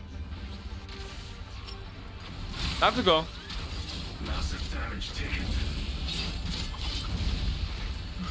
Oh my god, I'm scared. I jumped on the wall. Do you think he killed me? I think he did. Oh, I should have pressed E. I should have pressed E. My ability was back up. I didn't realize. I actually lost that one, didn't I? We're actually still winning. I thought we lost our HP on our... That's surprising. Destroy this. They can't push. There we go. GG.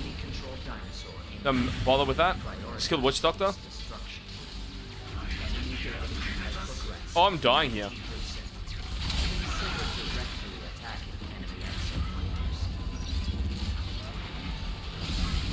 Oh, I thought it broke the key somehow. But that's a huge amount of damage. I died to level 3 Witch Doctor. It wasn't even aiming at me. Bloody Winston. Oh, God.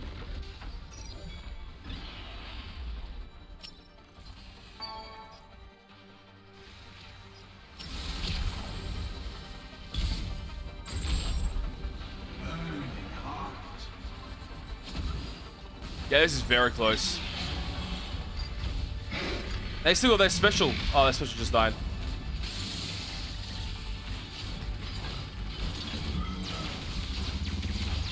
Stop tickling me, Witch Doctor. I don't do enough damage. Hey, it's a bit awkward, isn't it? Oh my... Test complete. The We lost. enemy team fulfilled its objectives first. You are defeated. I thought I got cheated. Repeat. Oh no, that mechanic, this Escort mission needs to be reworked. I don't get why that the data key at the last location, even when interrupted, it still ticks over to 100%. I don't get that. It never makes sense to me why that has been allowed in this game. Because all it becomes is whoever gets the ending location wins. Because if you can't break the data key in time, you've just lost. I find that quite annoying. I feel like the data key should be interrupted if you're playing on there, especially when it gets over to the 100%, which is end game. You know? But GG. This is a good game, yeah. I would say so. It's quite fun. Obviously, just longevity is the most interesting part. Unlocking rigs. New rigs has been locked. Okay. No, that's not an issue. Game has concluded.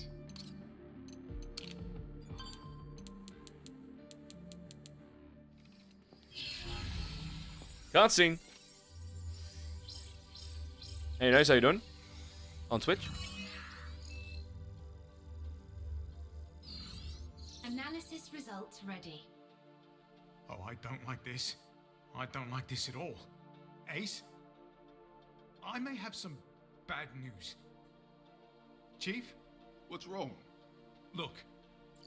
Exosuits are piloted via the brainstem bypass, right? Yeah. The neural link to the pilot. That pretty much means All the right. suit is accepting data directly from your brain. I've been trying to figure out why the exosuit is storing and transmitting that data during the war games. Well, To where? this experiment they were doing with exosuits back before the incident. Okay, first we'll activate the brainstem bypasses transmission system. Any response from Leviathan? And we checked out the exosuits, and it looks like Leviathan's implanted a data collection program into their firmware. Like, all of them. We never would have noticed it if it weren't for Sandy's little experiment. Sandy. That is his way of saying, well done. I am pleased to be of assistance. What does Leviathan need exosuit data for? Is it tracking ASUS location and vitals? No, what Sandy intercepted is much more complex than that.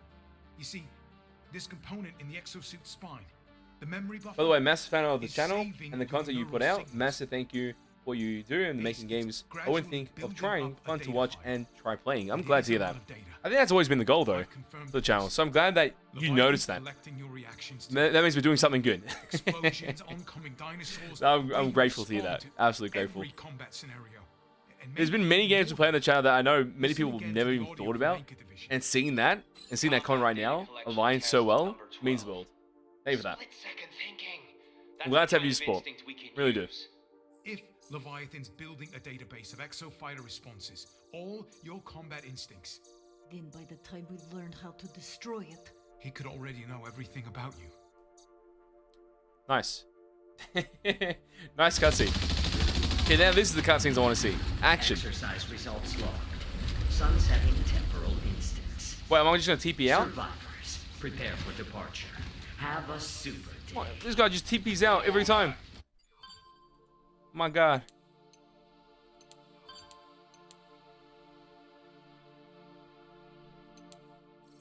Magnum, you Have we made finish this whole circle? surely a Pacific island is not the. If so, do you have to reach level 50 to finish it all? I feel like that might be the case. So it's the hangar. Let's upgrade this. What have I got? Oh, we got to open our war chest as well. I'll see our goodies. Only one war chest? Damn. Legendary, please. I've been rigged. I'm not going to get a legendary. Oh my God. It just feels like loot boxes again. I don't want it.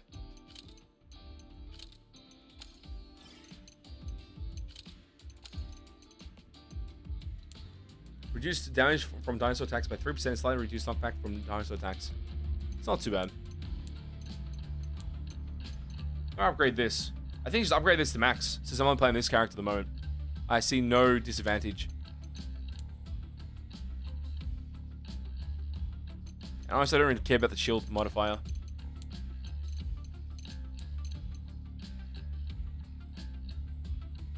Increases the effective range. So technically, you'll be doing more deep damage because you're reaching more targets. And that affects all abilities, even your right-click ability then. Or any ability that you do with your weapon. So this isn't bad because you're doing more damage because you have more range.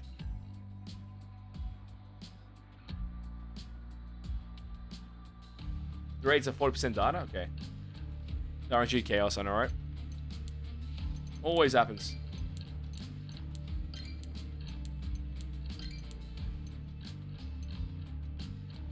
This one be hefty though. And it's not even the range that's important. Yeah, wait. That increased? Did we get an additional stat I didn't see initially? Is that what happened? 20% increased damage? Hell yeah, I don't care. It's a freebie. And reduce cooldown time. Why not?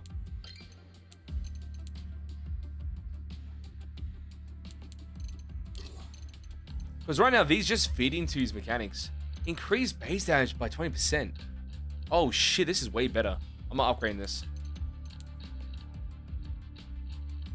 I have to be level 8. I'm like 1 level away, aren't I? This is way better. I should just save my points.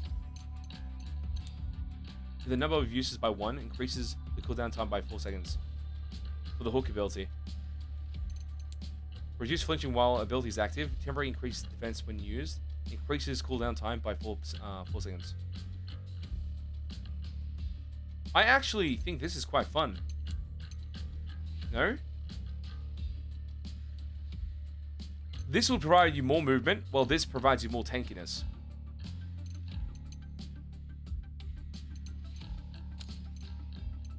Interesting.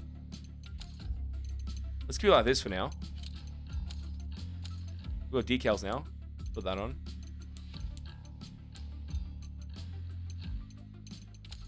It's a good position. That's nice. Wait, they go both areas? They go both areas. Why not? These swords don't change color. Oh, you're supposed to use your war chest or coins. Yeah.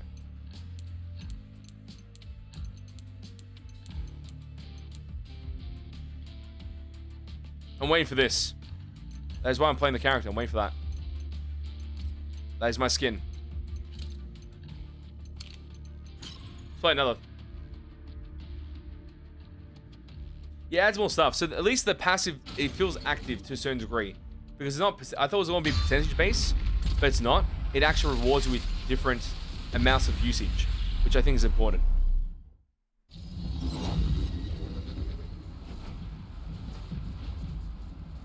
Also, I want to get to the practicality of how that actually works and how useful it is. And if there's a way to apply 2 orange mods at the same time, if that's a possibility, I think that'd be quite fun.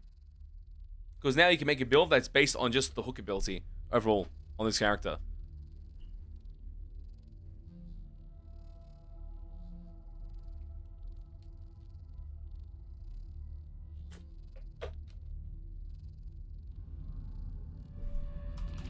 Skip. Exo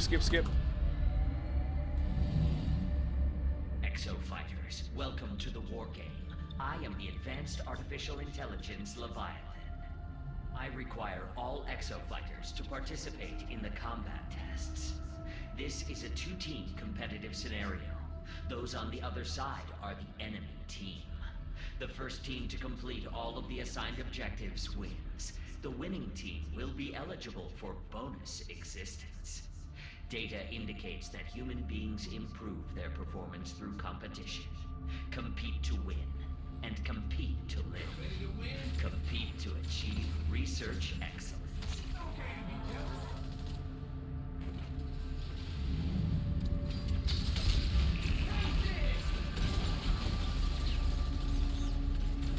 If someone new joins when you have a level 20 character with the best stuff, games come on before it starts. Yeah, I see that, especially when it's base damage modifiers, like what we saw on the character's second modifier. To have a base damage increase is kind of ridiculous because it does speed up the pacing of the game drastically. Obviously, he's melee class only, which means he may not be able to hit every target, but a good melee character can get it everywhere quite easily. The war game will begin shortly. Yeah, same thing with COD. I think that isn't much of an issue though, and especially if there's MMR system or way to even lobby people against each other from low level into a high bracket after. I don't think it's an issue. Honestly, stuff them. Noobs die. That's how it's supposed to work. If they cry after losing, bad luck. I don't care. This is true gaming experience. Get killed by my increased 20% damage, my bloody tankiness that you can't break through because your bull's too piss weak. Yeah, I like that. Sign me up.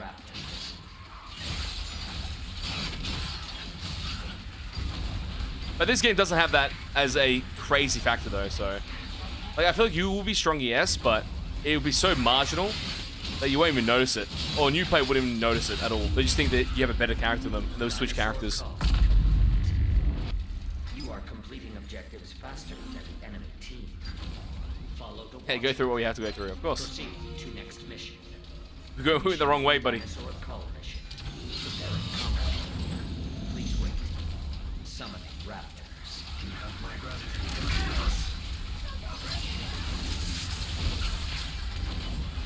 Level second's not too bad for the cooldown to come back to the shield. I'm still convinced the ability is useless early game in every capacity until first boss.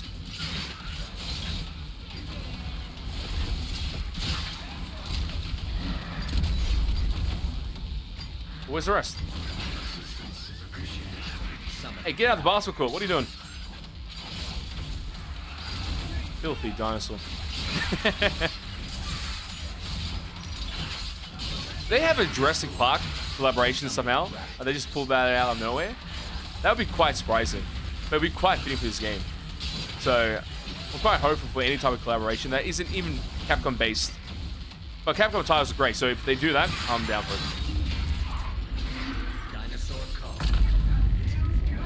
Oh, he right clicks the taunts? Proceed to next mission. Initiating dinosaur. Dash to swing your blade forward in one swift motion. Dinosaurs hit by the attack will target. Oh, but hit by the attack. Ah. Thank you for that. That's how it taunts. I didn't understand how it works in that capacity, but now I do. Thank you for that. Hey, I hit you. Hit me. Oh. I'm still a shield. I didn't do any damage. You are completing objectives faster than the See, if there was a true ability screen, that would make it easy to understand. Or if I was actually reading between matches, maybe. I'm just vibing. I am vibing. Summoning Tyrannosaurus. No one's hitting me. I feel sad. Summoning Raptors. I've been taunted and everything.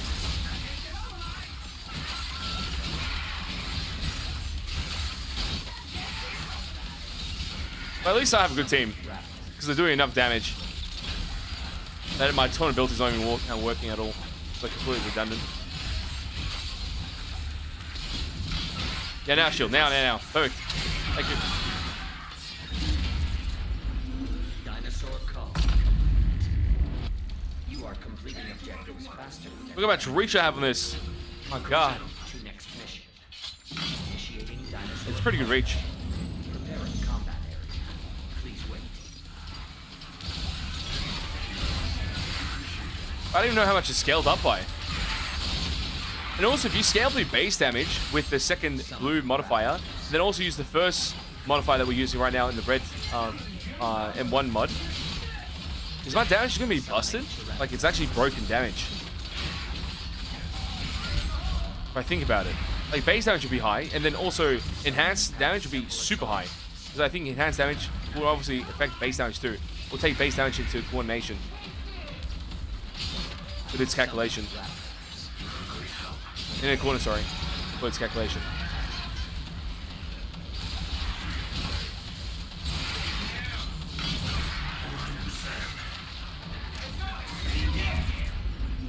Dinosaur call. Down across 10 out of 10? You are That'll be sick too. objectives faster than enemy team. Too many possibilities. Not enough answers. Capcom, answer. Where's Jono from Capcom? Preparing combat area. So they contacted me to play. Triceratops. Which is awesome. Because honestly, getting a connection to Capcom in Oz is like near impossible. So I was very surprised. I love Capcom games. Always been quite fun.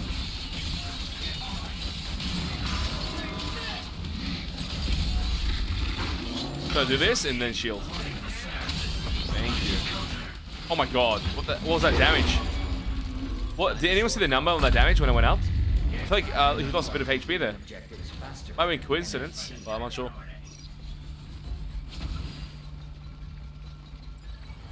Warning. You will now commence the final mission. Brace yourselves for interdimensional travel. Imagine they say the range actually increases for the enhanced attacks, but that it doesn't actually happen. It'd be funny.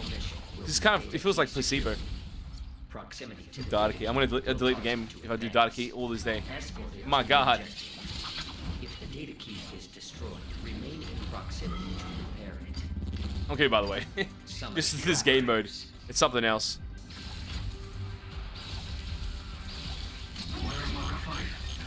Get back on the point. I've got no voice chat. Warning.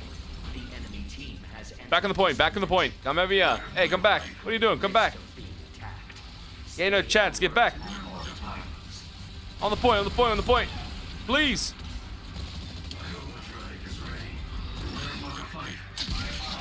Summoning Tyrannosaurus. I'm not getting spammed by Leviathan to go backwards. Like, what is going on?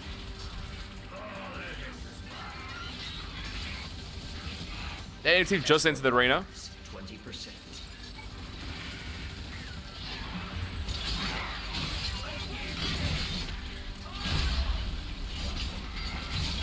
I have awarded the enemy team a Dominator. They may invade with a hostile dinosaur. You're a Dominator.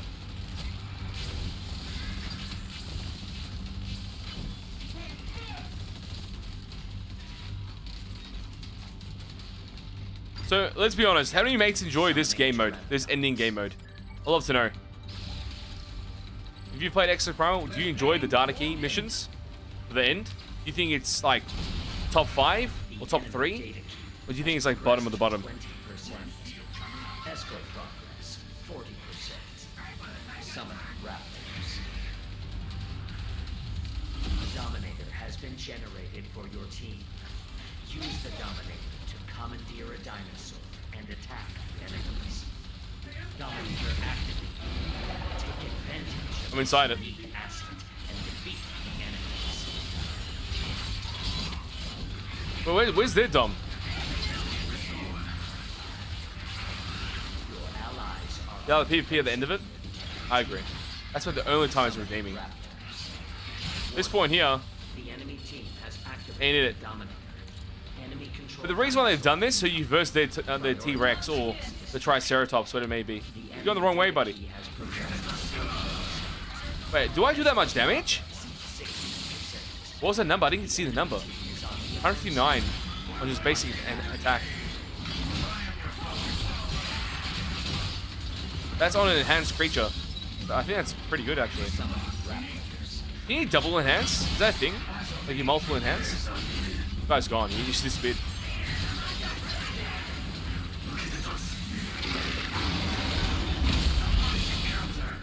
That must be some nuts damage. Every time I do it, I see like a 1/8 of his HP disappear. And do like the Rising Star ability.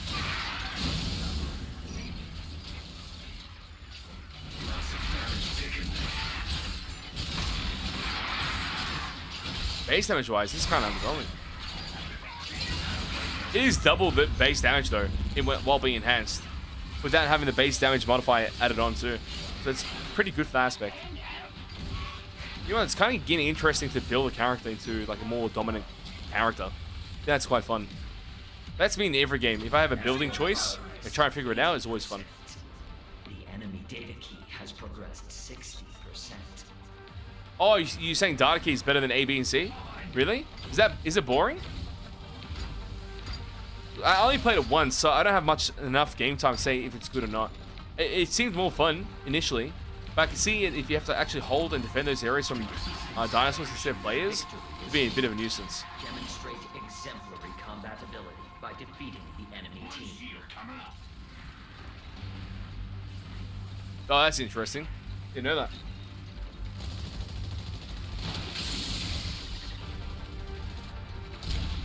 Wait, Link. Oh, so I was right about the melee combo thing. Let me try. Beginning preparations for aerial transfer of the data.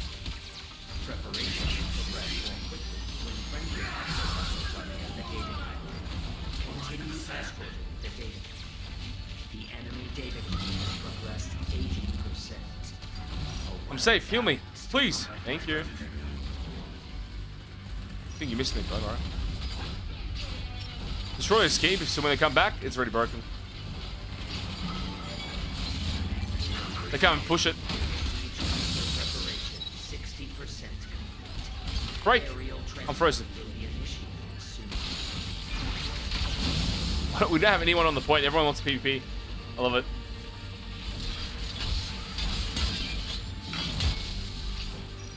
Back down. Hey, get back down. Come on. Enemy data key has progressed 90%. Consider directly attacking enemy exofighters. This is awkward. I'm safe. I'm not safe. I tried. We're still won either way. At this point of the game, it's just GG. There's no way they win. Absolutely no way. Just need one person on, hold it for another 2 seconds, done. Combat test complete. You are victorious. Due to exceptional performance, you have been gold flagged for the combat effectiveness roster. Well, to use Strara, welcome. Like these are a rising tide that raises GG's. all boats. I'm down for another. Especially if we get level 8 right now. So we can actually test the new modifier. I don't know. It feels like I'm stuck in the same rotation of data key. And the same map rotation too. It's just kind of shocking me. And also I realize I can't even get a high score with this character at all. Because I'm not always doing damage. Because I just can't.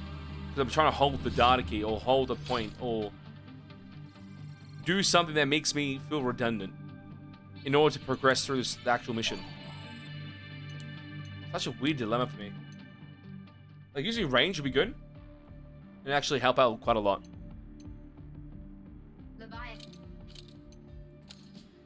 So we're level 8 now. Now for that. So that's really nice. Let's put that on. So we're going to lose the cooldown, which I actually think was a bad upgrade. So I wish I didn't do that. Now we go for this, which is an amazing upgrade. Like actually busted. Wait, let me unlock it. What?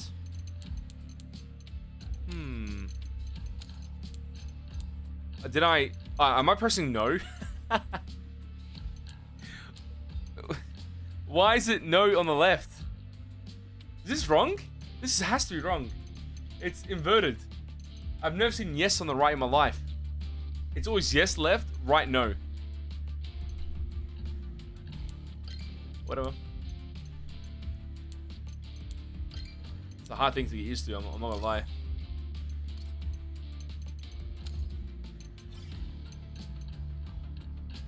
It's a very hard thing to get used to.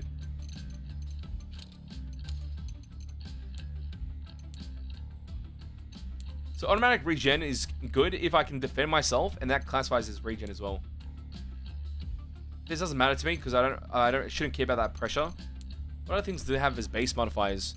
Like obviously the orange ones are gonna be the most important. Reduces reload and recharge time by 50%. Is that for abilities in general? Increase health by 30. Very slightly increase the charge rate of the overdrive gauge. This I thought was interesting. I even said there should be an ability that increases the ultimates faster. So when you reach the Triceratops bosses, you can actually one-shot them.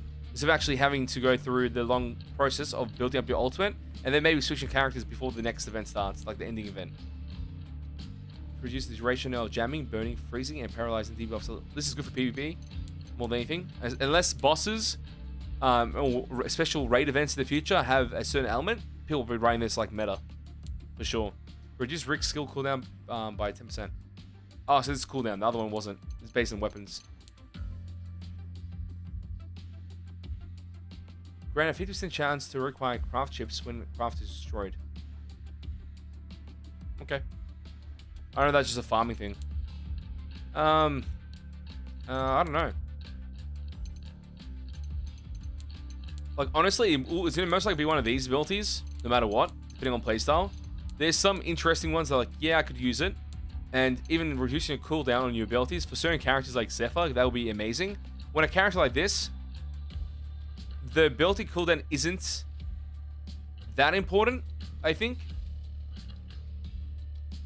Because its base damage is quite good if you get the enhanced variant already. So the first two mods are carrying the character quite a lot. The third is just a flex into whatever other ability you want it to be. Doesn't really matter. Like regen mod, yeah, it's good, but I'll just use this to increase movement when I get low HP, so I can try and kill some targets. If that happens, and that only happens in PvP.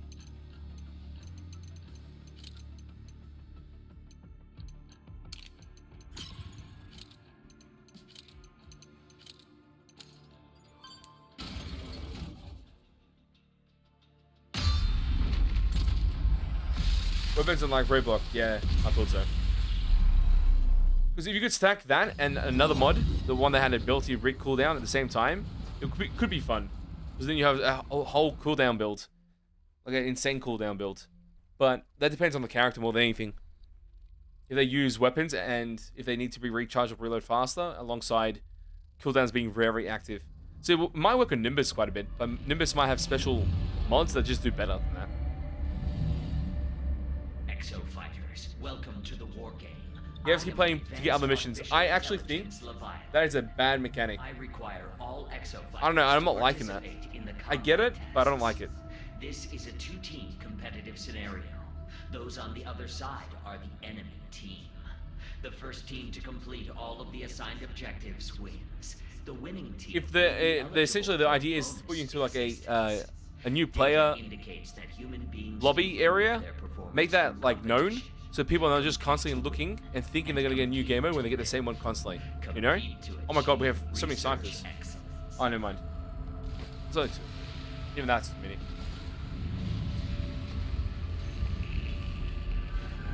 Who's Duban? Who's that? I don't know what that is. Is that a boss? I'm jealous. I'm absolutely jealous. So at least in that aspect, that maybe is what becomes rewarding. Try grind for the end game content.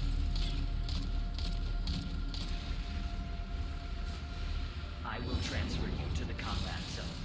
Oh, so you're saying universally red and blue are the best, and yellow is just like playstyle? I can see that. David, I can guarantee see that.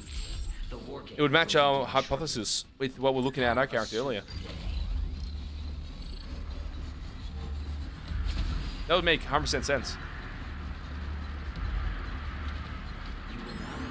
So then always third mod is always just a flex mod. It's whatever you want, depending on your playstyle.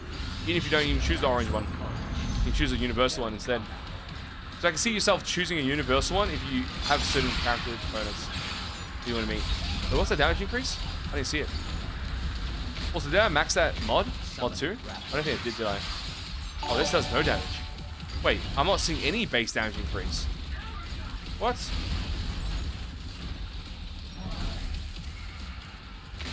Crescent Moon's performance. What the hell is Crescent Moon? The right click? Only the right click?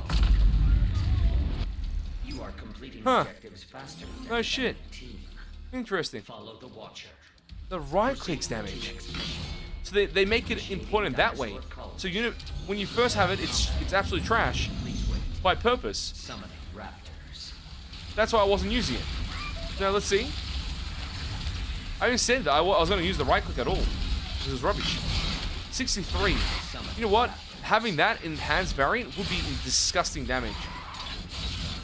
So I want to try that. But the problem is you have to do this before you enhance, which changes your playstyle. Summoning raptors. Interesting. What a dilemma to have.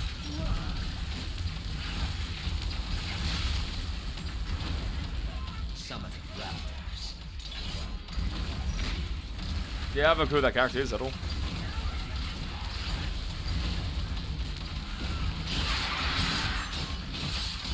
Reload speed. See, yeah, I can see that happening. So, I think reload speed and cooldown will be the most important for third ability. You are completing objectives slowly. Third module, sorry. In every character. It depends what they need to cater to. Initiating dinosaur coalition. I feel like majority of characters are base attack orientated. Unless you're playing like... Yeah, I think the majority of it are base attack orientated. I don't know. Hit me. What? Did it bounce off me? Dinosaur call. You are completing objectives slower than the enemy team. Initiating dinosaur call. E block. What's block? Preparing combat area. E is block. Summoning raptors. Wait, E block? Summoning Tyrannosaurus. Wait, what the hell was that?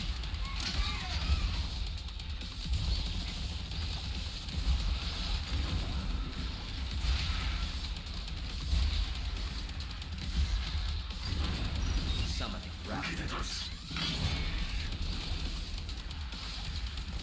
Wait, what are you saying? E block E. What's the block button? Isn't E supposed to be block? It jumped over you. I thought so. It's not fair. Dinosaur call. This does move. But I thought it cancelled itself. Try and watch the animation, but it looks like it just cancels. Follow the Watcher. Proceed to next Right mission. click? Right click. Yeah, of course. I see it, of course. Taunt into block into right click again with enhanced damage.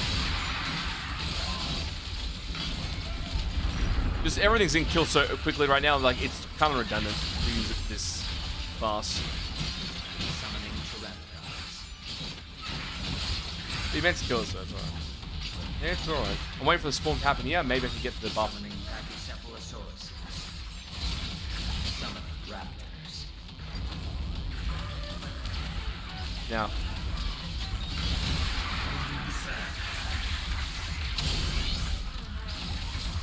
I didn't use my counter. I was waiting for the cooldown, the right click. Wait, was that only 94? Was that only 94? All that work to make that build 94? You're kidding me. I can't even see the damage. Enemy team. Proceed to next mission. It's alright, we'll just keep testing. Initiating dinosaur coalition. Preparing combat area. Please wait. Summoning a Triceratops.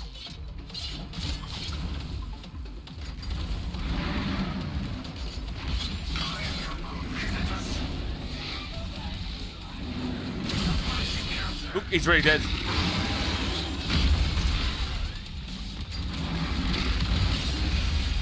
$160. Dinosaur call. I swear the damage number is confusing me. You are completing objectives faster than the enemy team. But whatever the counter is, the counter damage is nuts. And the counter damage is not getting scaled up by anything else, if I'm not mistaken. Wait, how do I find a key that shows me the... Oh, it's tab. Increase base attack counter damage by 20%. That's for all abilities? It is. No, it's because it's based on the counter ability being my block. It increased all damage overall. And because that's my passive, I think. Receives a set amount of damage during counter to temporarily boost attack string. Yeah, it is. That's kind of interesting. The first modifier is God tier on this character. Like, it's actually mandatory.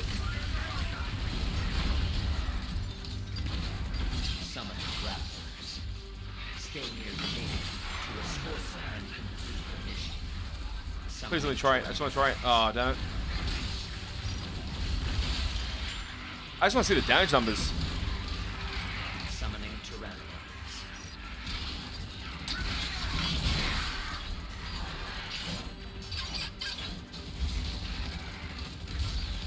Escort progress. You've got 20%.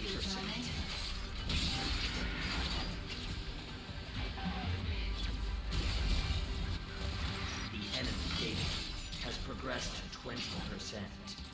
I have awarded the enemy team a Dominator. They may invade with a hostile dinosaur. A Dominator has been generated for your team. Use the Dominator to commandeer a dinosaur. No, I'm chilling here. It's alright. The Dark Key just pushed me across the bloody map.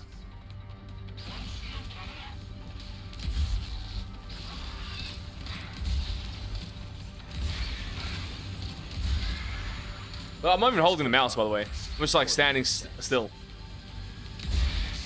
At this point, all you need to do is stand on the actual point and ping. That's the only time you touch the mouse. Unless you get pushed by your teammate, then you have to go back there.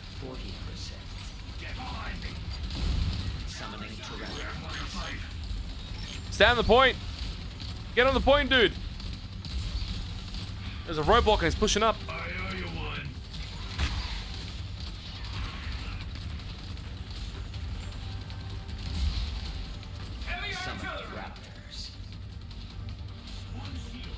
Summoning Pteranodons. Escort progress 60%. Yeah, I think this is just boring. I think I'm conditioned to it too much now. I think it's just boring. I don't feel like I'm playing. I feel like I'm just watching now until the Dominator spawns. Then I actually play again. Hello there, buddy.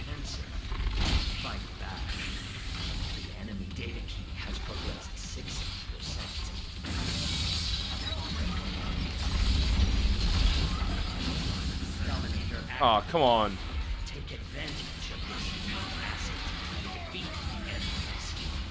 Should I ulti this?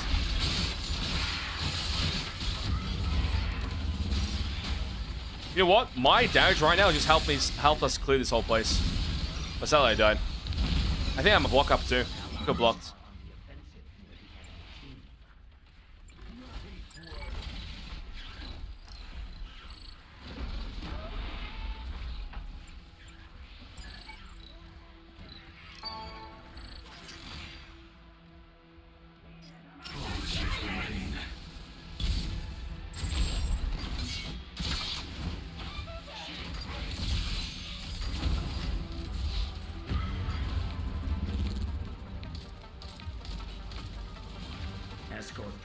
Oh, he's destroying. I'm gonna go help.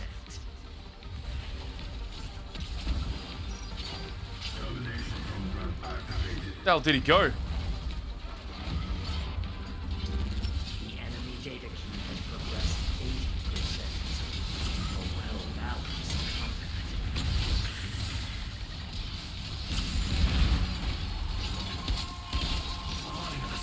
Victory is demonstrating exemplary combat ability by defeating. Oh my god. Oh my god. How much damage did we do there? That was some nutty damage. That's a clip. That's a disgusting clip. That was disgusting. What was that? The whole segment was just beautiful to witness.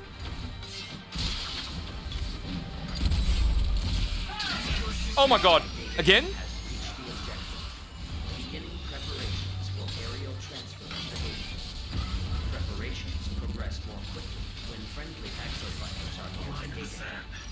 He thinks I'm on your team. Wrong team, buddy.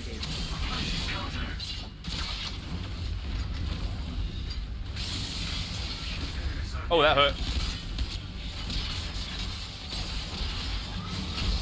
I got him. I got him. We traded. We traded. I smoked you. I absolutely smoked you. Give me the res. Hell yeah, buddy. God tier. God tier, they call me. Bye, buddy.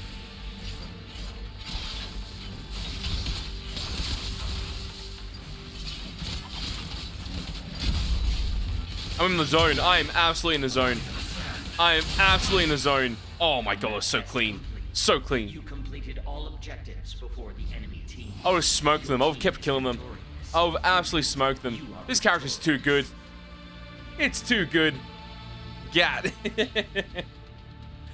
Oh, dude, it's too clean. I was low-key vibing there at the end. I'm not gonna lie. That was vibe. That was such a crazy vibe. I don't know, it just scales up really well towards the end of that mission.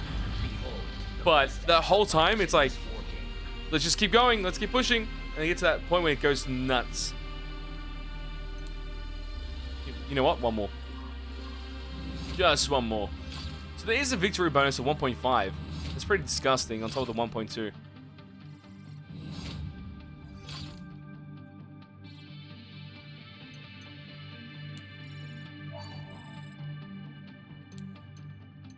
We got a new weapon skin, nice, from season rewards and some other stuff.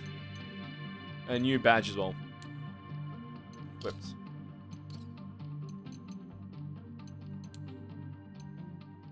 Not too shabby. We have to highlight that in the future. Now let's try the war chest again. Give me gold. Give me a gold. We need gold. Oh shit, we got a gold. What is it? You know what? It ain't too bad. Because it's Barrage. And I said I like Barrage. And I think I got the cool skin on him. This looks pretty clean. Let's double check his skins. I want to double check what other legendary skins he has. That's pretty good for a legendary like recolor. It looks like a recolor to me. That's normal. That's legendary. It actually has enhancements. There's some actual additions to his armor. Through different segmentation as well. And a cape. Or a little mini, I don't know, some type of cloth. And the other ones you get. This is from the Battle Pass. So keep that in mind, that's Battle Pass. Battle Pass again, which is not too bad. That's classified as legendary as well. Then there's standard green, black, blue, standard red. Then it goes up a variant to epic, which is Wildcat, Zebra, and Zero. And there's no legendary. This is a legendary skin in the store. Which is supposed to mimic this. It's a bit different. Because you have this on the side. This guy has a bling. This looks pretty nasty too. I actually like it. Bit too shiny though. This is just right. I'll take it. I will take that. How's the game? Dark Hunter, I'm having fun. I'm enjoying it. Building a character, making it stronger and stronger each time, and see what potential comes out of it. That's been the most fun to do, in my opinion. Now try to think, the crescent moon damage, because now I'm forced to use it, it should be more important. So it should be alright to upgrade this no matter what. Because I don't see anything else here that I would go for as something I'm interested in. This 50% craft chips thing, I don't know. Rig skill cooldown, yeah, it could be good.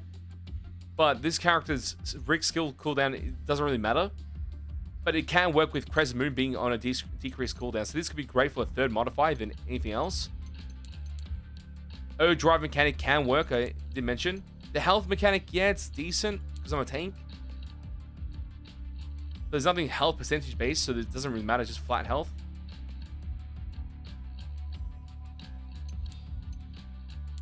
Automatically recover 30 HP. See, how does this happen? How does that work? The recovery module.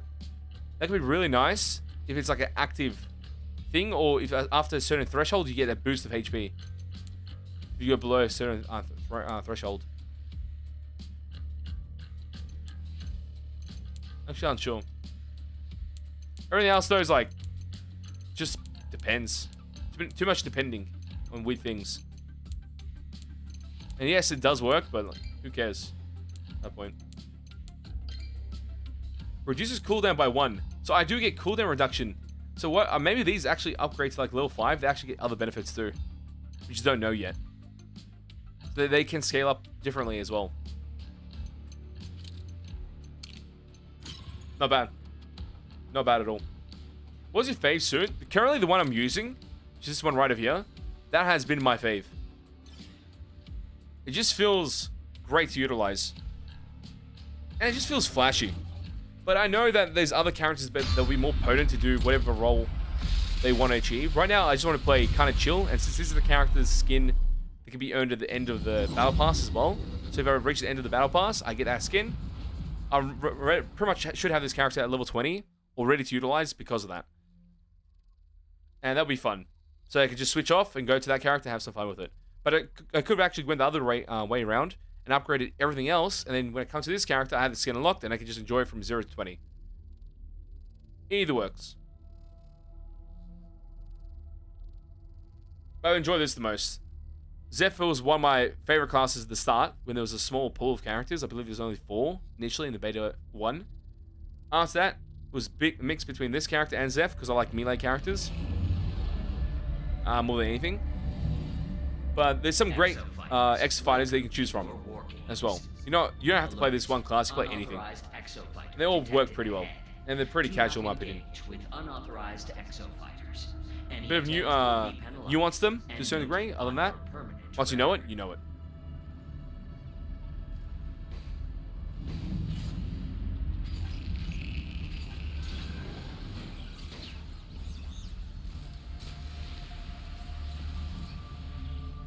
I wanted the effective range of my ultimate. How long if I hold it for? How far does it go? You know, because I think that it only increases the range aspect. It doesn't increase the damage when you hold it for longer. So I think I can actually burst it up close and personal to get kills, or hold it for as long as possible to get a range kill. Oh, different mission. Wait, different mission. Mates, we're playing up. He actually changed the game mode. Interdimensional transfer complete. This is PvP. Will begin shortly. Oh, if it starts off as PvP. Wait a minute. Wait, this is different. Oh shit. Wait. Is everyone else paused here, or am I just AFK? Well. We meet again, huh, guys? You must be doing pretty well for yourself if you're still alive. I imagine you might be getting a bit. Oh, is this a story mission? One, eh? This is pretty cool. But listen, this little union of ours has some major potential. I'm looking for some data. I kind of like the way his suit looks compared to Deadeye. So how about this? I find the data. It's more stylish. Easy peasy. This data's gonna help us tear that deranged AI a new one. Oh, his weapon's different. I see it. Looks like a rounded SMG. Do not lose sight of your purpose. I'll be wrong there.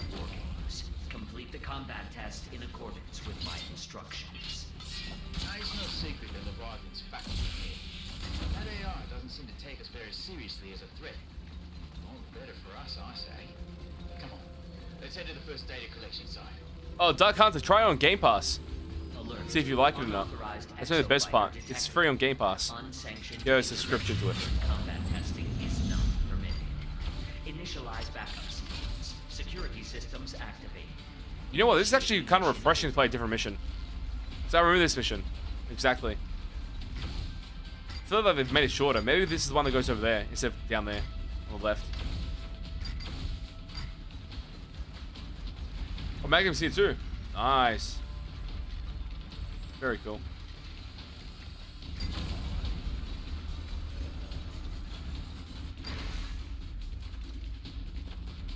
And here we are, data collection site number 1.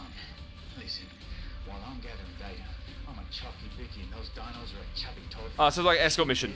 I get you. And whatever else away from my backside, got it?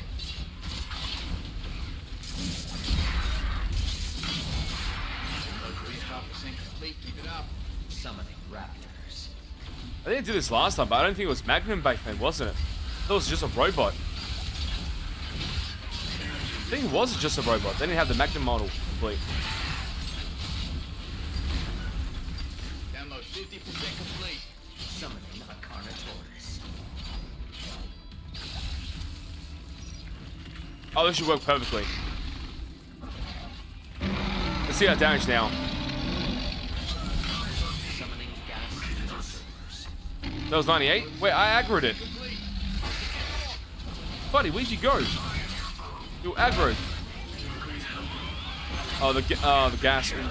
Get me out, get me out, get me out, please. Summoning raptors. Summoning gas dinosaurs. I want something. Download complete. All right. Wait, what came out of it? Did anyone see that?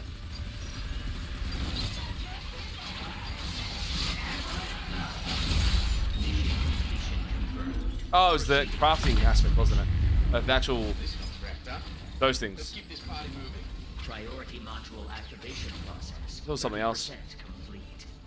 You know good well already, but if Leviathan Yeah, thinks it it's was. dirty, The we're wolves. all gonna be up shit creek. We get this data, then we put this rat bastard AI down for good. Proceed to next mission. Unauthorized exofighter has entered the combat area. I feel like I'm playing Gundam now. I'm looking at this, like looking at this angle. Testing is not permitted. I swear you were standing here, you'd look up and there'd be like a whole bunch of flying ones. Wait, is that new? Is that new? Wait, there's new dinos?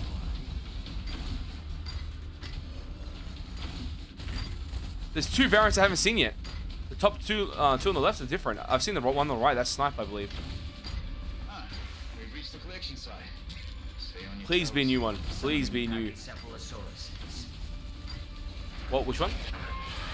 That's not new. Summoning sniper dinosaurs. Summoning superminuses. He's saying random words now. Keep it up. The sniper ones? Yeah, the sniper ones. Oh, those are different. Oh, they changed the neutrals. The neutrals look different. That's nice. This is the area we're in. The other one's the true snipers, correct?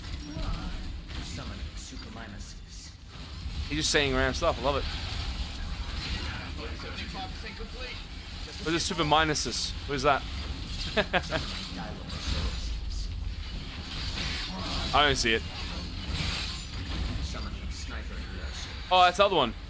Summoning superminuses. Data collection complete. Come back, buddy. That's sniper one. I know that. No, I want to see what it did. I'm so tilted. It's already finished. Dinosaur car complete. I like this. Different units, even though they're kind of mimicking the same aspect of the other things, I'm more cool with it. But new specials is always fun. Authorized combat data detected from the previous mission. Exofighter interference with wargame operations is prohibited. Mission override initiated. Just a little longer. I'll have that data in no time. Can't exactly beat feet now that we've come this far, can we? You played Remnant 2? Let's go. If it's possible, oh, where you're getting it, I shall. I haven't reached out to them in any capacity. Unauthorized exofighter detected. I haven't finished Remnant 1 though, Participation in combat system will not be tolerated. sadly. Massacre module. I don't know, I'll double check into it. Exofighter It looks good though. elimination The game looks good. It just looks polished. From what I've seen it currently on the trailers and such leading up to it. Increasing hazard level to maximum. Carnage module online. Consider this superior dinosaur threat an opportunity for professional growth. Prepare for battle.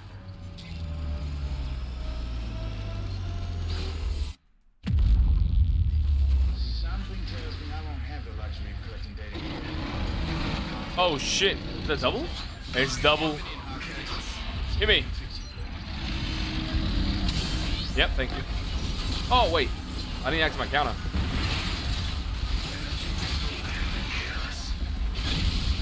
I'm dead.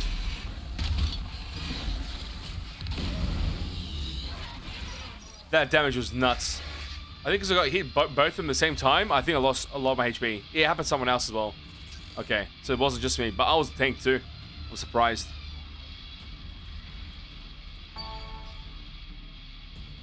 I'm very surprised about that.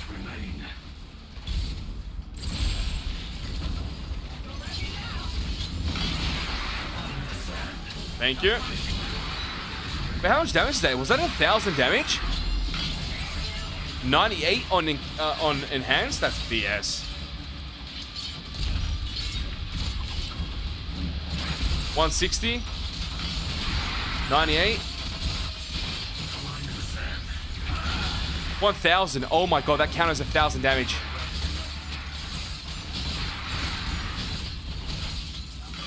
Wait, I'm building wrong. I'm absolutely building wrong. Building a cooldown reduction build into less cooldown on your...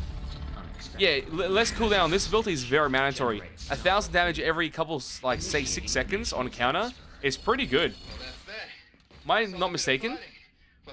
So instead of building for consistent damage with this, you build for constant damage with... constant burst damage. More burst damage with your counter. Does that make sense? I think that's way better. Well, did you follow on Twitch? Welcome, welcome. Charge the hammer. Oh, I remember this. Oh, cool. Different game mode. Thank you. Is that a basket move? What the hell? Oh.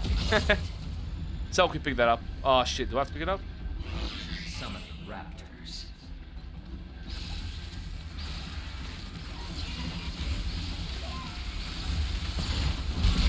My god.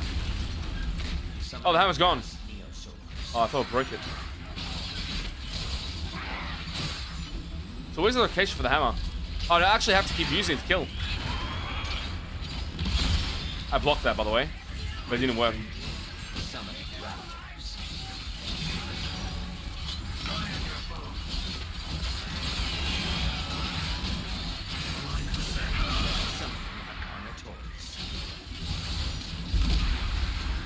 Summon raptors. Oh, we gotta beat that. We gotta beat that.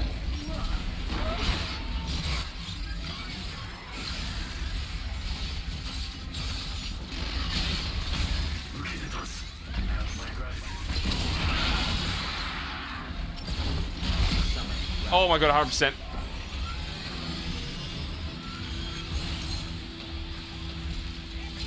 Destroy it. Destroy it. No, don't hit me. Hit me. Boink. Well done.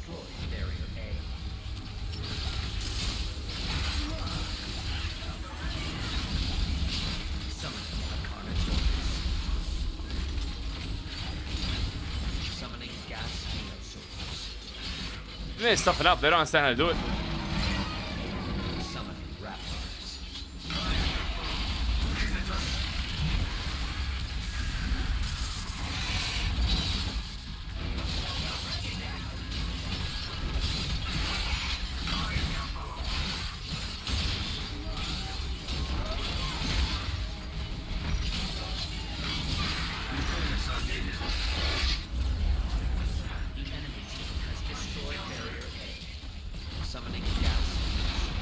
Oh, I didn't kill it. Oh, that's an issue, isn't it? They don't know. They're gonna kill it. Oh, it still worked. Never mind.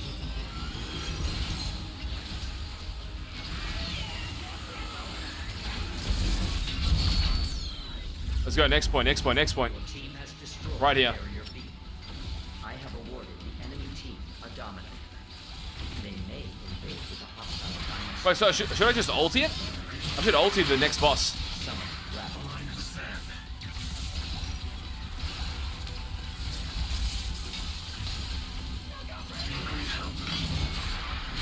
Summon raptors.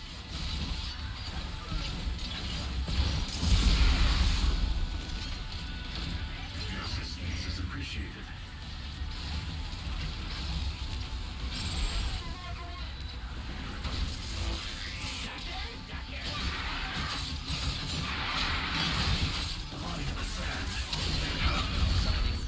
If that damage is dirty, I feel like that's base damage too, just on the ability, not with actual modifiers.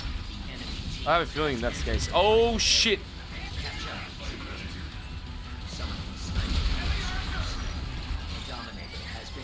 I feel like it was PP in this match.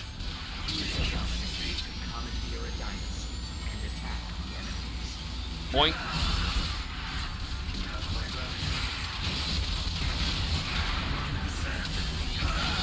Oh, it's crazy clean. I love the way that looks. 9%, 9%, 9%.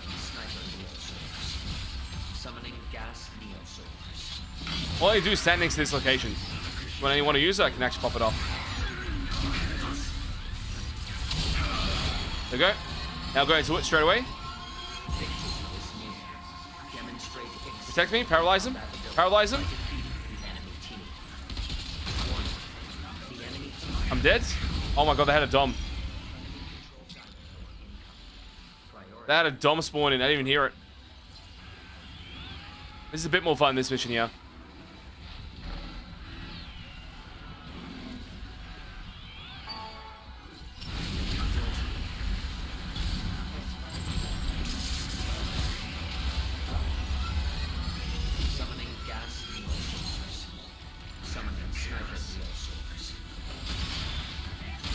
All they have to do is defend. I feel like that's easy to defend. Level 58. Wait, that guy's high level too.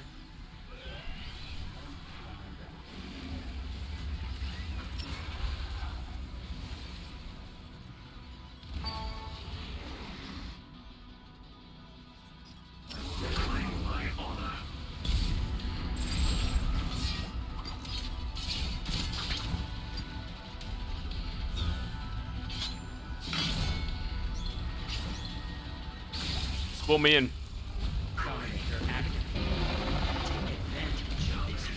Use the hammer, use the hammer.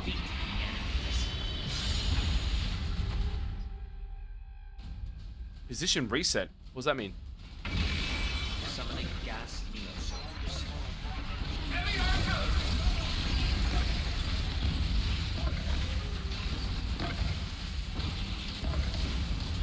Your team's Omega hammer has been. Oh my god. It resets like that. This is an interesting game mode. If you defend the hammer location from being picked up, it will reset as well.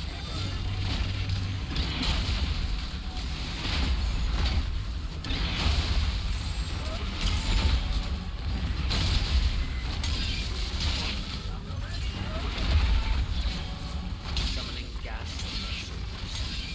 Summoning sniper neosource. I picked it up, damn it.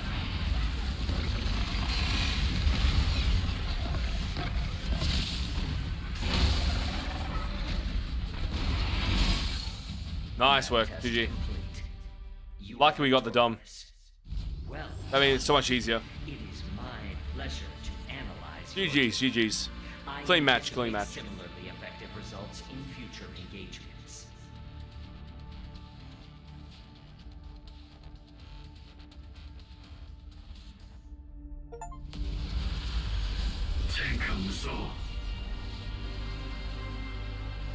I got MVP. Oh, clean. That's a good way to end the day.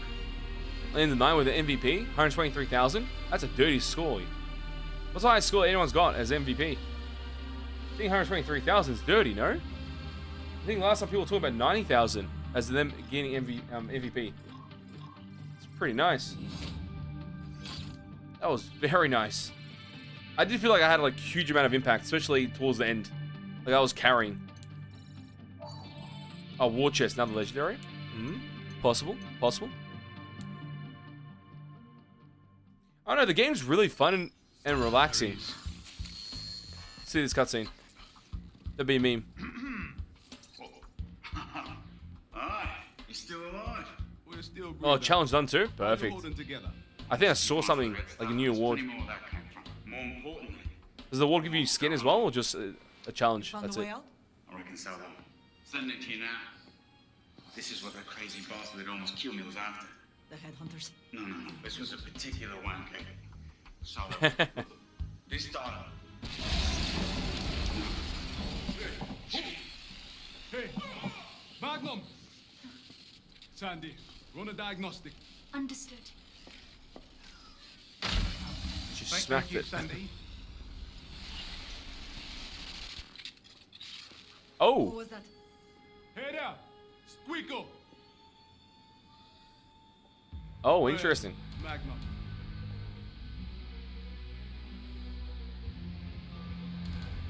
Just shoot. Oh, What's that? hell no! Don't you do it! You're a rascal!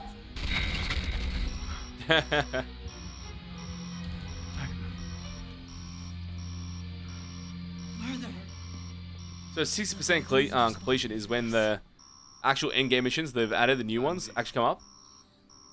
That'll be enjoyable. Chief, he's gone. But we're not cooked yet. They should really make that more clear or transparent, like how the mission system works. Like I get that I see the next cutscene and stuff, but you should tell me that the game actually changes drastically depending on your levels and such, how much you've done in the game. Oh, God, not again. Is there an emergency? No.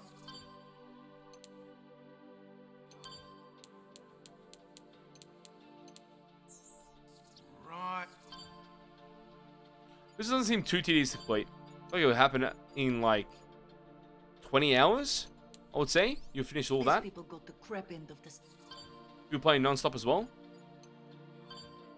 Easy 20.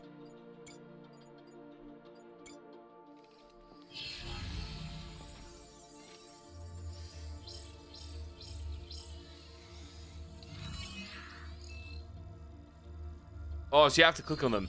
That would make sense. That was my verdict earlier. That I think you actually have to press it. 104. I was being rhetorical. On every patrol we've flown around this island, I've never seen more than a wasteland. But there used to be people here. Culture. No one talks about that. Only Leviathan and his damn dinosaurs. You know, Chief, IBIS has never officially revealed what caused the incident. But look at this. Here's the section of the Stratovator that blew up and caused the collapse.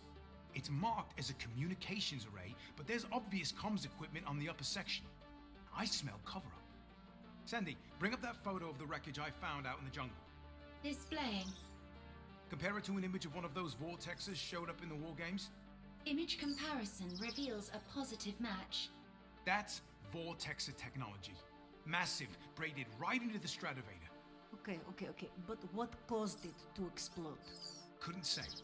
But there was some kind of energy pipeline running through the whole cable, all the way up here to Leviathan. So the question is, what was Leviathan doing with these vortexes? It all comes back to Leviathan. Hold on. You know what? I actually hate these cutscenes. Chief, The ones they actually show you need just to constant be honest. pictures, which you see early, I War believe. game gives us access to 2040, right? That's a bit annoying. I like them. This though, I like. There he is. Wait a minute. Is this deja vu? Alright, you're still alive. We're still breathing. How you holding together? It's definitely deja vu. A few parts of the Red Star, but there's plenty more where that came from. More importantly, who wants to go home? You found a way out? I reckon so, though. Sending it to you now. Did I just rewatch the same thing without even realizing? That's nuts. It's that time of the night. Oh, she's doing pull-ups.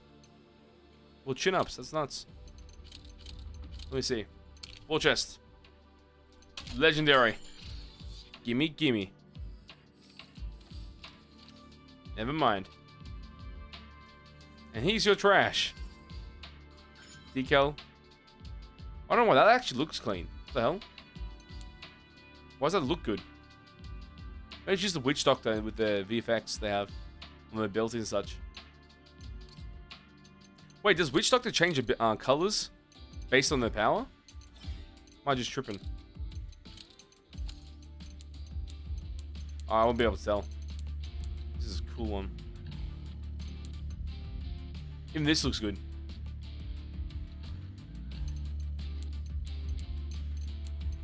I like default more, to be honest. And the green, the one that we got. Yeah, not bad. 29%. So it's not. It doesn't take too long, I would say. It's just like a really slow start, I would say. And then it starts to scale up with interest. And then from then, it gets more interesting because you have more things open to you.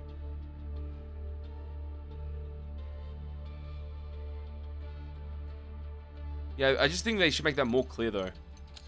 How that scales up. How it starts and such. Killed Magnum. I swear I'll...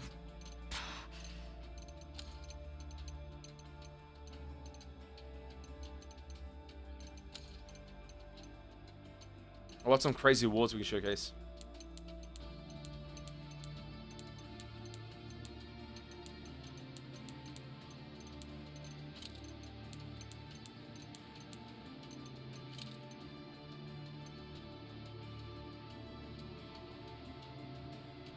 That looks nice.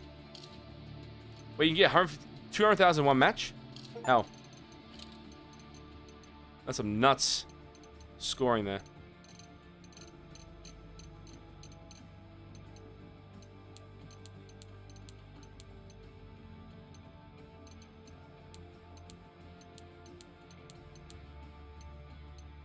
That's some nuts scoring. 200,000? That's insane.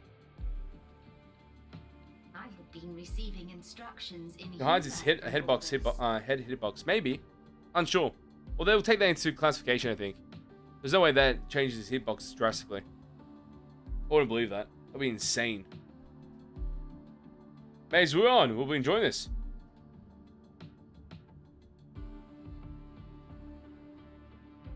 MVP scoring tips. You know what? That is maybe dependent on class more than anything and the end event. I would say. Like, majority of the time, if you're playing a ranged character or support that is like Nimbus, that's range and does DPS, you'll get MVP pretty easily, I would say. But then, when it comes to actually get MVP on a character that's melee, which can be harder, it comes down to how much impact you have in those moments. Like that last match that we played, we had huge impact, I would say. Towards the end, it was insane. The amount of potential we had just carrying our team to victory. Those moments are maybe the most important. And that is how you get to MVP, in my opinion. Just be everywhere. And honestly, use the Dom as well. Using the Dom and for yourself and not for others, and making full of, using it to its full potential and efficiency, will make sure you get more points overall, the MVP status. Let me change this. This Crisis mod, not the best. I do want to buy one of these, but obviously don't have it yet.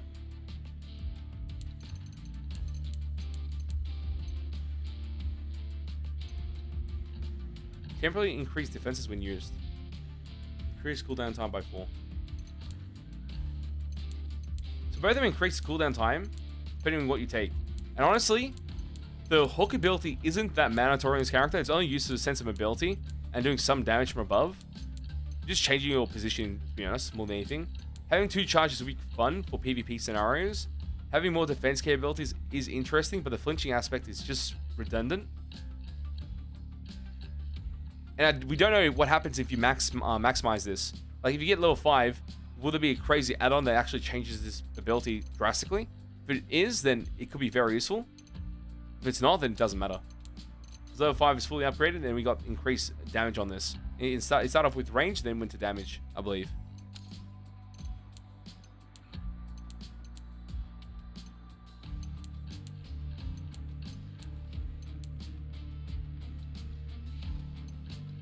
So I'm starting to think this is good. I just don't know how good. Because base damage on Moon gives you consistent damage, but you have to use it always with the combo to start off your actual proper counter, which will activate this aspect in Radiance to do more damage with the counterattack damage.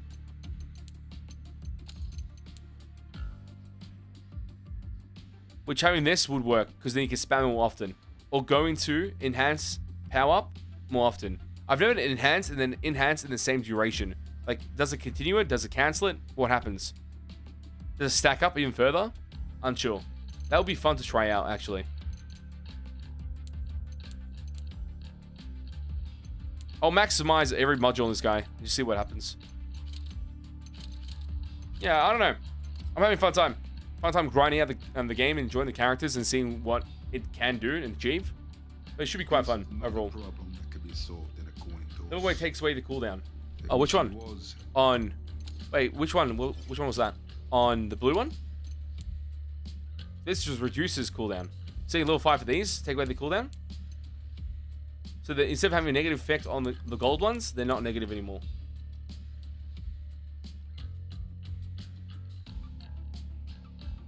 Oh, if you compare it to Roadblock, okay. Good to know.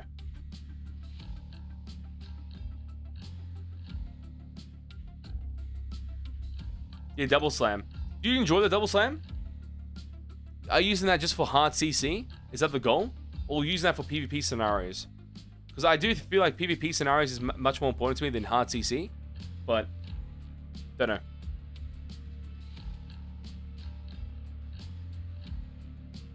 That could be easy bypass for this shit that's on them. The increased cooldown. So I think you're right. Feels like it gives you the hint that that's the case they're going to fix at the end of it. But this one at level 5, I'm actually interested. Steady fast. Or steadfast, sorry. That could be interesting. Don't know what the new second mechanic could be there. This has increased base damage, but then also has reduced cooldown. Is this reduced cooldown and increased base damage again? And base damage on the counter, which would be more important to me, because that will scale up even further.